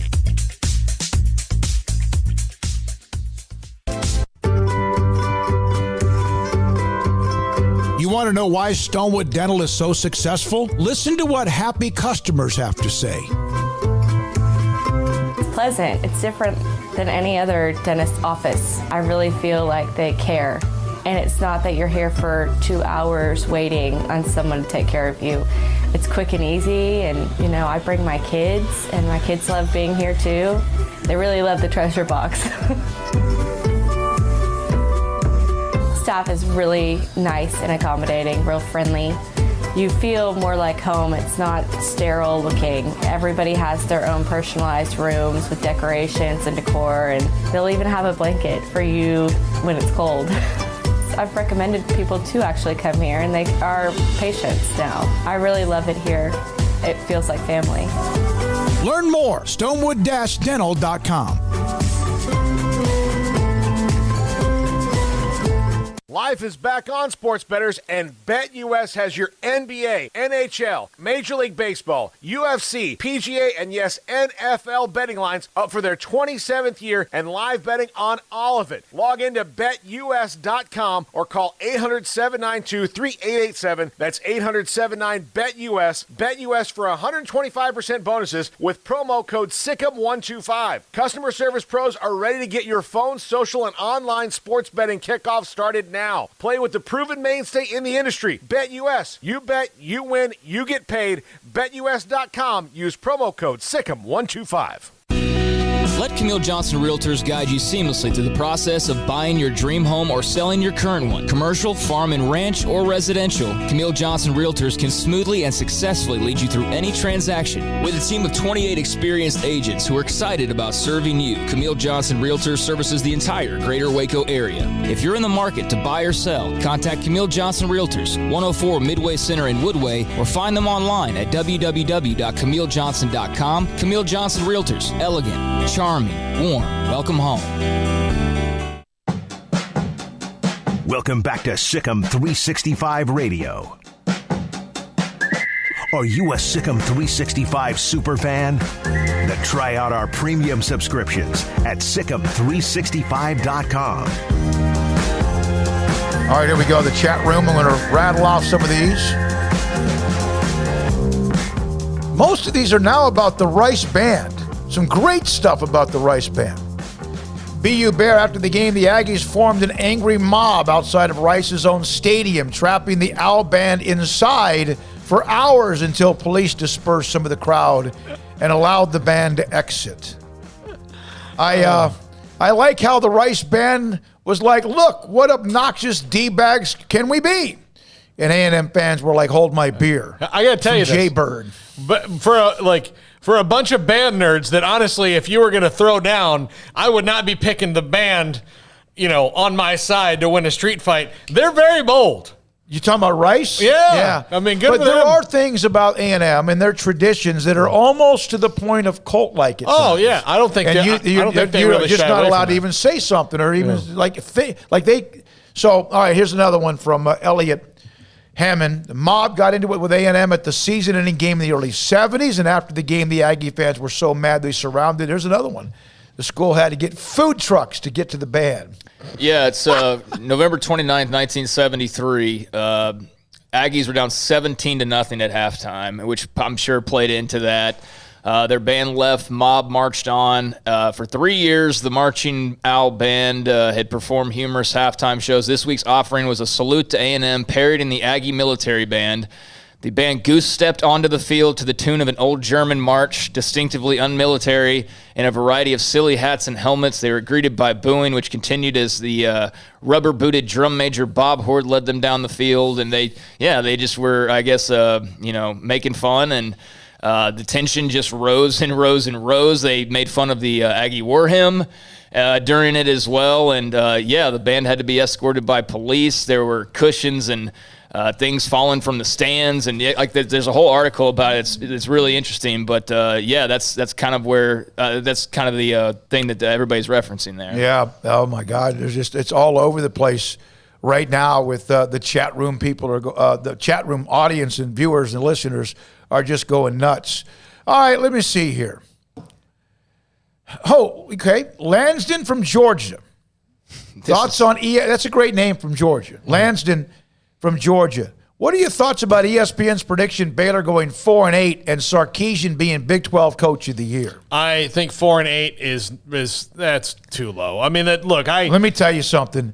It will be a brutal fall if that's all they get to. And I get after 1-11, after 2-7, who knows? But man, 4-8 will be just getting kicked in the teeth after a while. We do a lot of college football talk from everybody now, and I don't know how many oftentimes we'd mention Baylor. I think 4-8. At that point, I think 4-8. You'd have to start talking about Dave Aranda's job security. Honestly, last year I think he'd agree. Yeah, last year it's one thing. I mean, look, when you heard more and more and more about what that was really like, it made much more sense of why they looked the way they looked last year, particularly on offense. It was not a coordinated effort. It was There's a lot of different cooks trying to make different recipes in the kitchen together, and that's why it looked as out of whack as it was. So now you're Dave Aranda, and you did one of the first mulligans. You know, like a new coach has like certain mulligans, right? Like maybe you didn't hire the right assistant coach the first time around. You get the opportunity to change up your coordinators, but he's already done that. Like he can't do that again in the next couple of years unless Jeff Grimes gets a head coaching job or something along those lines. So you've already used your one, lever in terms of completely re-racking the offensive staff. So you don't have a whole lot of other levers. I mean, the defense, I don't think you're going to have to pull that one probably ever. I think they're in good hands there. But no, to go out and only win 2 more games, than you did last season when you've got, as many returning players as you have and super seniors. And, I mean, they're loaded on their defensive starting, depth chart. That should be a really good area. They've got a lot of experience at the skill positions offensively. Now, of course, their 2 big questions are a new quarterback and a reworked offensive line that was absolutely atrocious last year, but I have to believe it'll be better than it was last year. So in my mind, everything outside of quarterback should be better, and I know that's a pivotal position, but based on what they sound like they're trying to do, it's not like Gary's going to have to go throw them into winning games. You know what I mean? It's going to be something that doesn't put all of the pressure onto his shoulders to where he has to go make miracles happen. So having said all that, if they only manage to win 2 more games, that's a massive disappointment. Yeah, it would be, no question about it. But I'm not one of those. It's like, I'm like, this is more like 2018. I think they're a 6 or 7 win team. I think that's what they were. They got to a bowl game and they actually beat Vanderbilt. As for the Sarkisian part, I mean, Lincoln Riley wins it every year practically, right? I think Matt Campbell jumped up and maybe Matt Rule did at one point. But, I mean, it's preseason opinion. So, if you want to say that Steve Sarkisian comes in and makes Texas a lot better and gets Coach of the Year honors, I don't think there's anything wrong with saying that. That means he's going to have to beat Oklahoma and or Iowa State. Sure. I think they can do that, potentially. But they can't lose to K-State or Oklahoma State or Texas Tech or Baylor or others. And you say, no, that's one of the things they've been doing. And, of course, TCU 2-7 against the Frogs in the last 9 meetings. Yeah, and I'm not expecting him to go beat both of those teams, but I think you could probably – You have to beat one of the 2, though, don't you? Yeah, and I think you could probably manage to beat one of them, not banking on it, not necessarily betting on it, but I think there's an argument to be made that if he, is what they think he is, that he could be a Coach of the Year candidate. Nobody, and even Texas fans, even the ones who are the most sometimes entitled or arrogant, and by the way, every fan base has them, but not even the most optimistic fans could expect him to win both of those games. But if they get to, I'll tell you what, at times that they're up there, that could be popped on Saturday. But I think if he got to a 9-3 or they get to a Big 12 championship game, there's no question he should be a part of that conversation unless somebody else, Oklahoma or Iowa State, run the table. All right? Yeah. All right, let's see. Anything else? Let's see here. That's a note about Utah. Charlie Brewer gets the start. Appreciate that. Yeah, that's good for Charlie. We're rooting for him. We liked Charlie when he was here in Waco. As I said, a few weeks ago, nothing personal against him. It was just time for him to go. It was getting really toxic, the fans and just the performances, and they just needed a change, and he needed a change, and I'm glad that he got one. I think he's probably. Yeah. I get the feeling he's thrilled. Oh, for sure. Right now, and don't think he wasn't looking at that quarterback battle in Waco, Texas, while he was up in Utah securing his job. By the way, this is from Straight Six Fan. What do you think about if the new Big 12 does go to 12? Keeping the original schools together in the division. Well, there's 8, though. Yeah. Well, the original schools would be Baylor, Tech, Oklahoma State, K-State, Kansas, and Iowa State. So TCU and West Virginia, even though they're a part of the 8, may be a part of a different conference. Yeah, the only thing about that would be – who's at. Yeah, I mean that's interesting, but, it would be kind of complicated in that TCU would be playing in a division where Iowa State would be playing in a division with the schools that are – TCU's closest to. Like that, that wouldn't make a whole lot of sense. TCU and Baylor have to be in the same. Yeah, they'd have to be together. No, TCU, the Texas schools need to be together in a division if they're going to do divisions. And so to have TCU outside of the Texas schools in a separate one, but to have an Iowa State or someone like that with the couple of Texas, that would just be kind of weird. I can see where you have your Southern clump. Yeah. And then and you add whoever else to the mix. And then let's say it's Memphis. We'll say BYU and Memphis are the ones you add. Then Brigham Young, to me, would make sense to go with Iowa State, Kansas State, whatever. BYU would make more sense to me to keep with the Texas teams in Oklahoma. Yeah, I guess right. And then throw Memphis in there because that would make 6. Well, and then I think I'm going UCF's got to be in the Big 12 if they add, and I can't see how they don't add. Obviously, we don't know what timeline, but UCF, West Virginia obviously work. You'd have Iowa State in that division as well. I had somebody mention that everyone keeps talking about UCF and West Virginia are so close, and if you look at the mileage, they're not. But it's the Eastern Seaboard. No, you're right. Look, West Virginia's second biggest rival for 20 years was Miami. Yeah, I mean, before the they used to conference, have they used to have some sluggish games. Boy. It was. I mean, Pitt was their biggest rival, but Miami was a huge rival of theirs. So, UCF is a couple hours closer on your flights, or not a couple hours, closer than Texas and 40 minutes, probably, Oklahoma. I want to before we get to the Paul's top 5, and I know we may have a couple more to read. David Mims, I covered David Mims in high school, Dangerfield High School, part of that incredible run they had in the 80s. Then he went to Baylor, played in the NFL. David Mims, out of nowhere, and we've had him on the show, sent a text to us, and it was for Craig, it was for Paul, it was for me, because he mentioned Paul, not by name, or Craig by name. He loves the show. David, I'm not sure if you're watching, but thank you for the text. It meant a lot. I love covering you at Dangerfield and at Baylor and also in the NFL. Great player, one of the greatest I've seen, a running back, and also could do it all at high school as well. But David Mims, out of nowhere, just sent me a text about what we do on this show. It meant a lot to everybody. Also talked about the quality, and I mentioned Armstrong and Jack McKenzie as well. I mean, more Jack than Armstrong, but Just okay. He's listening. Okay, I just want to make sure. I don't like the way the youngins have been lately. They're stressed. It's been a busy time. West Virginia's second biggest rival was Maryland back in the day. Okay. Yeah, which obviously can't reconnect because they're in the Big Ten now. But I was saying this to somebody the other day. Everybody's kind of stressed because it's just the start of football season, so a lot is starting back up. But you really think about it, everybody basically hibernated for like a year. And so then to get back out and just get back to the 8-5, it's different. It's kind of exhausting in a way trying to get back into that mode. Two high school kids from our area, then break for Paul. 2 young men. From the Central Texas area. Zane Zeinert, quarterback at Rosebud Lot, was named the 2A Texas High School Football Built Ford Tough Player of the Week in 2A. Rosebud Lot. Remember last year, Jordan Landrum, the defensive back, had 4 picks in a game. One was a diving interception and a kick return. So Brandon Hicks sent me that in. That is Burt Colton Ford, one of our sponsors, and also a big part of the Built Ford Tough High School Football Players of the Week. This is Sikkim 365 Radio. Ideal MRI, where you can find out what hurts, what is bothering you. And I had a torn rotator cuff and a detached bicep a few years back, and I just dealt with it. And finally, it started to affect how much I could sleep.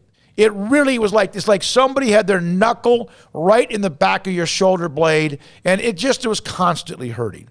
So finally, I went to the doctor. I got an MRI, and yes, my shoulder looked like it was a meat grinder. And so Dr. David Haynes did the surgery, and I had rotator cuff surgery, and they reattached the bicep.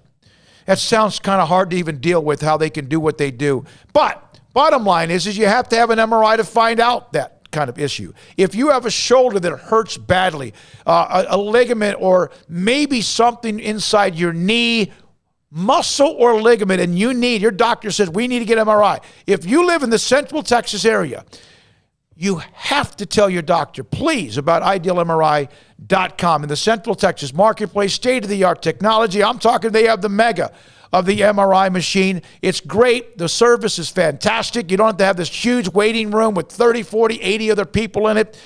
$497 or less every single time.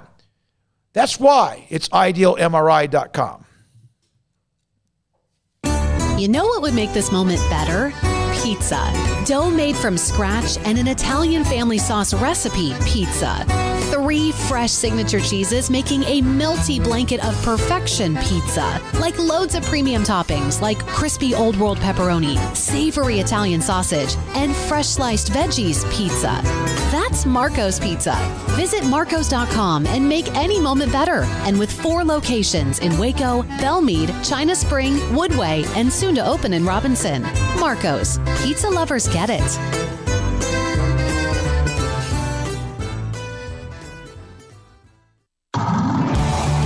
It's time to fire up the grill, heat up the oven, or get that deep fryer going to enjoy the top quality products at Waco Custom Marketplace. Order 30-pound sacks of live crawfish by 6 on Wednesday. Pick up on Friday afternoon after 2 or Saturday. Enjoy the weekend. 30-pound sacks of live crawfish available right now for $4.25 a pound. Find all the crawfish boil ingredients you need, including red beef potatoes, sausage, corn cobbettes, and Louisiana boil seasoning. Make your order for live crawfish by Wednesday at 6. Pick up on Friday after 2 or all day Saturday, and enjoy the weekend. Waco Custom Marketplace, your home for fresh baked kolache, cinnamon rolls every day. Butcher shop to cut your steaks the way you want. Fresh seafood, summer sausage, boudin, house cured and smoked bacon, spices, seasoning, soup mixes, and more, and weekly gift boxes for any occasion. Waco Custom Marketplace, 425 Lake Air Drive in Waco, or WacoCustomMarketplace.com.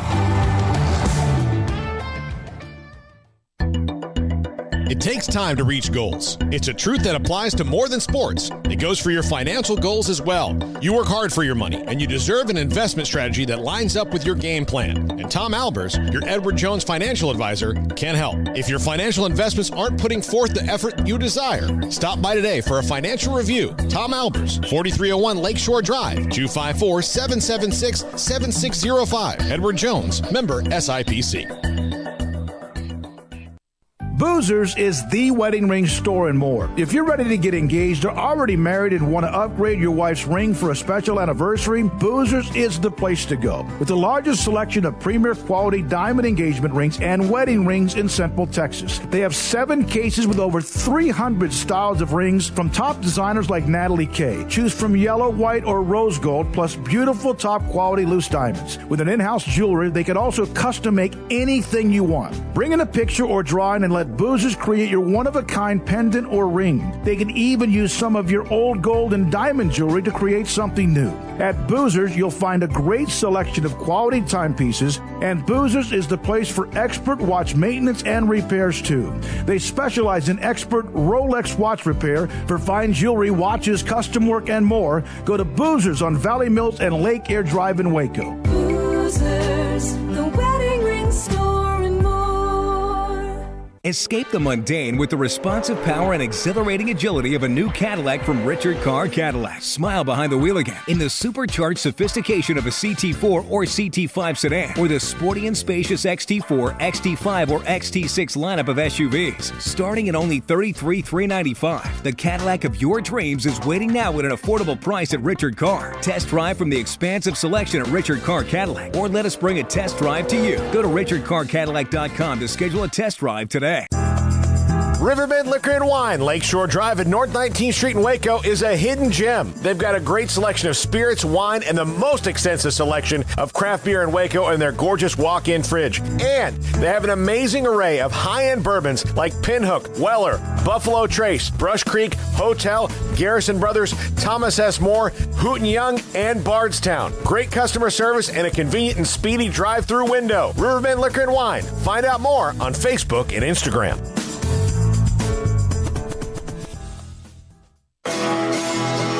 Welcome back to Sikkim 365 Radio.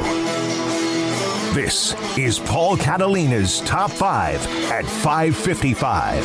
Presented by Slapsticks Comedy Club. For ticket information, go to slapstickscomedy.com. Darryl Felsberg headlining this weekend. Go see him at Slapsticks Comedy Club.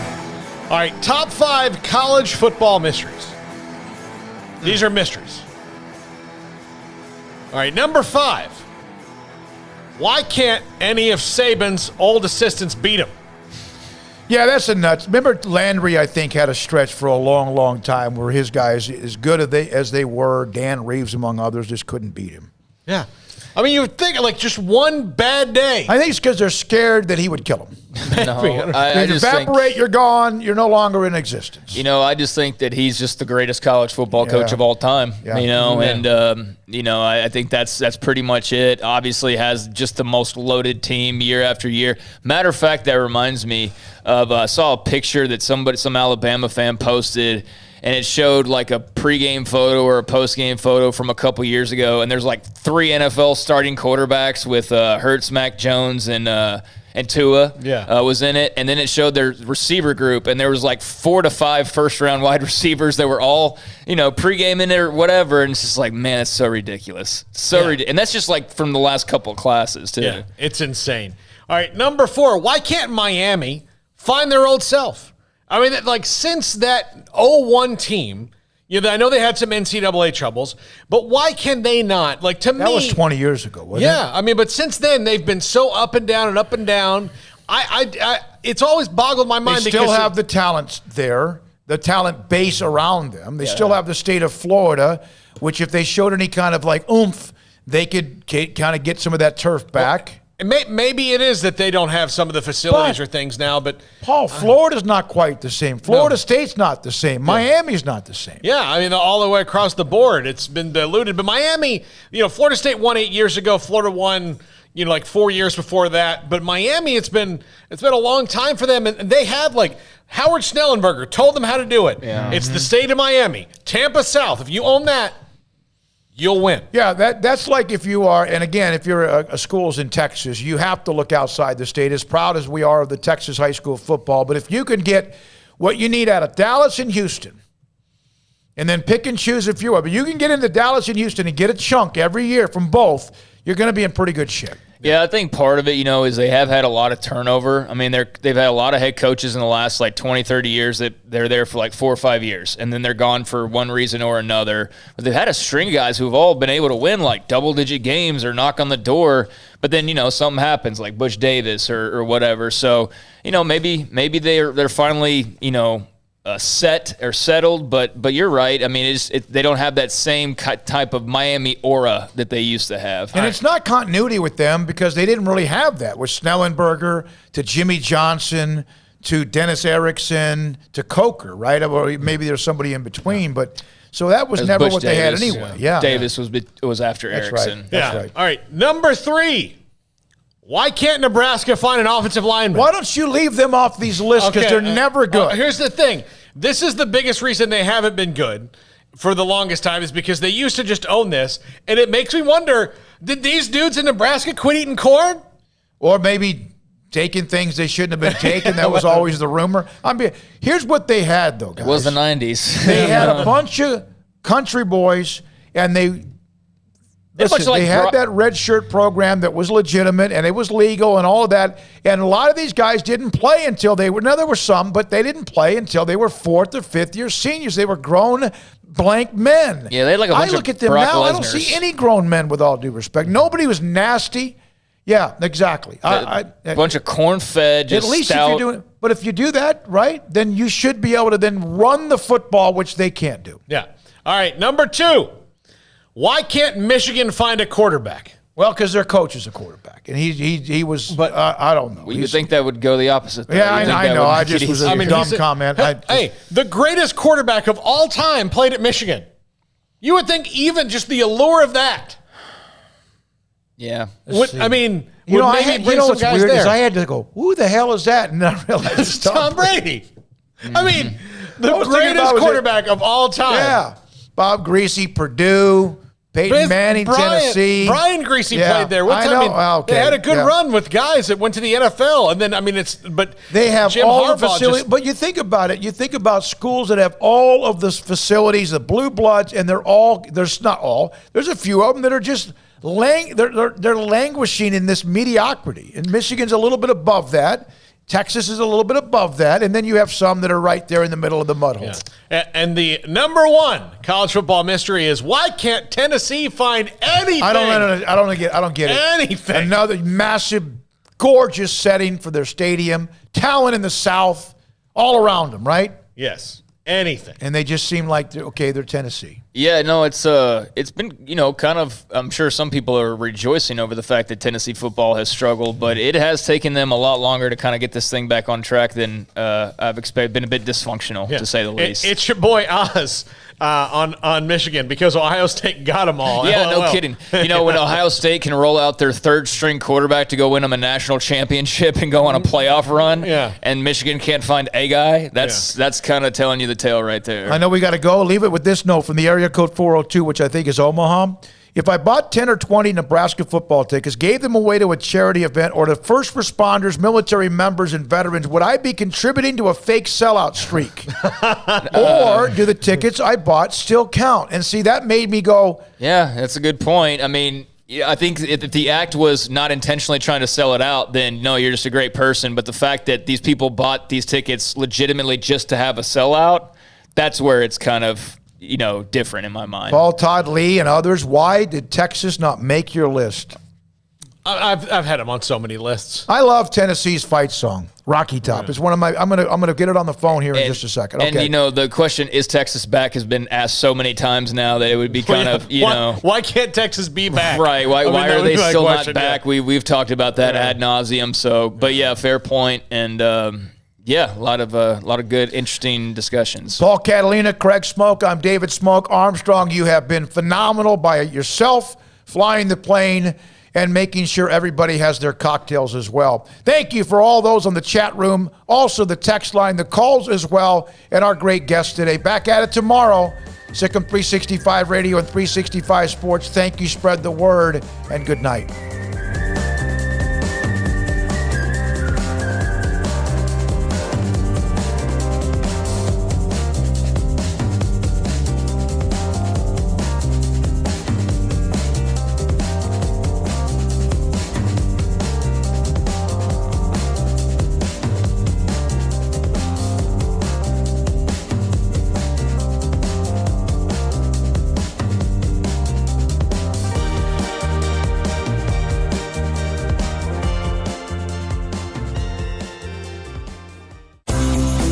Ideal MRI is a small family business right here in Central Texas. We're open to support you while lowering the cost of healthcare bills. When you need an MRI, ask your doctor for an Ideal MRI. Visit us at idealmri.com or call us at 833-IDEAL-MRI. Stepping into the boots of a U.S. Army officer can add confidence and leadership skills to your son or daughter's career path. See all the things they can achieve in our boots at GoArmy.com. U.S. Army Waco Recruiting Company, 254-598-8131 or 254-776-1543. After my first car accident, I feared the biggest damage would be to my wallet. I expected a mountain of bills and a long, drawn-out process. But my Texas Farm Bureau insurance agent was there when I needed her and helped me get back on my feet and in my car in no time. Instead of a hassle, I got reassurance and a quick recovery. Stop by and see our agents at one of our 3 McLennan County locations. Coverage and discounts are subject to qualifications and policy terms and may vary by situation.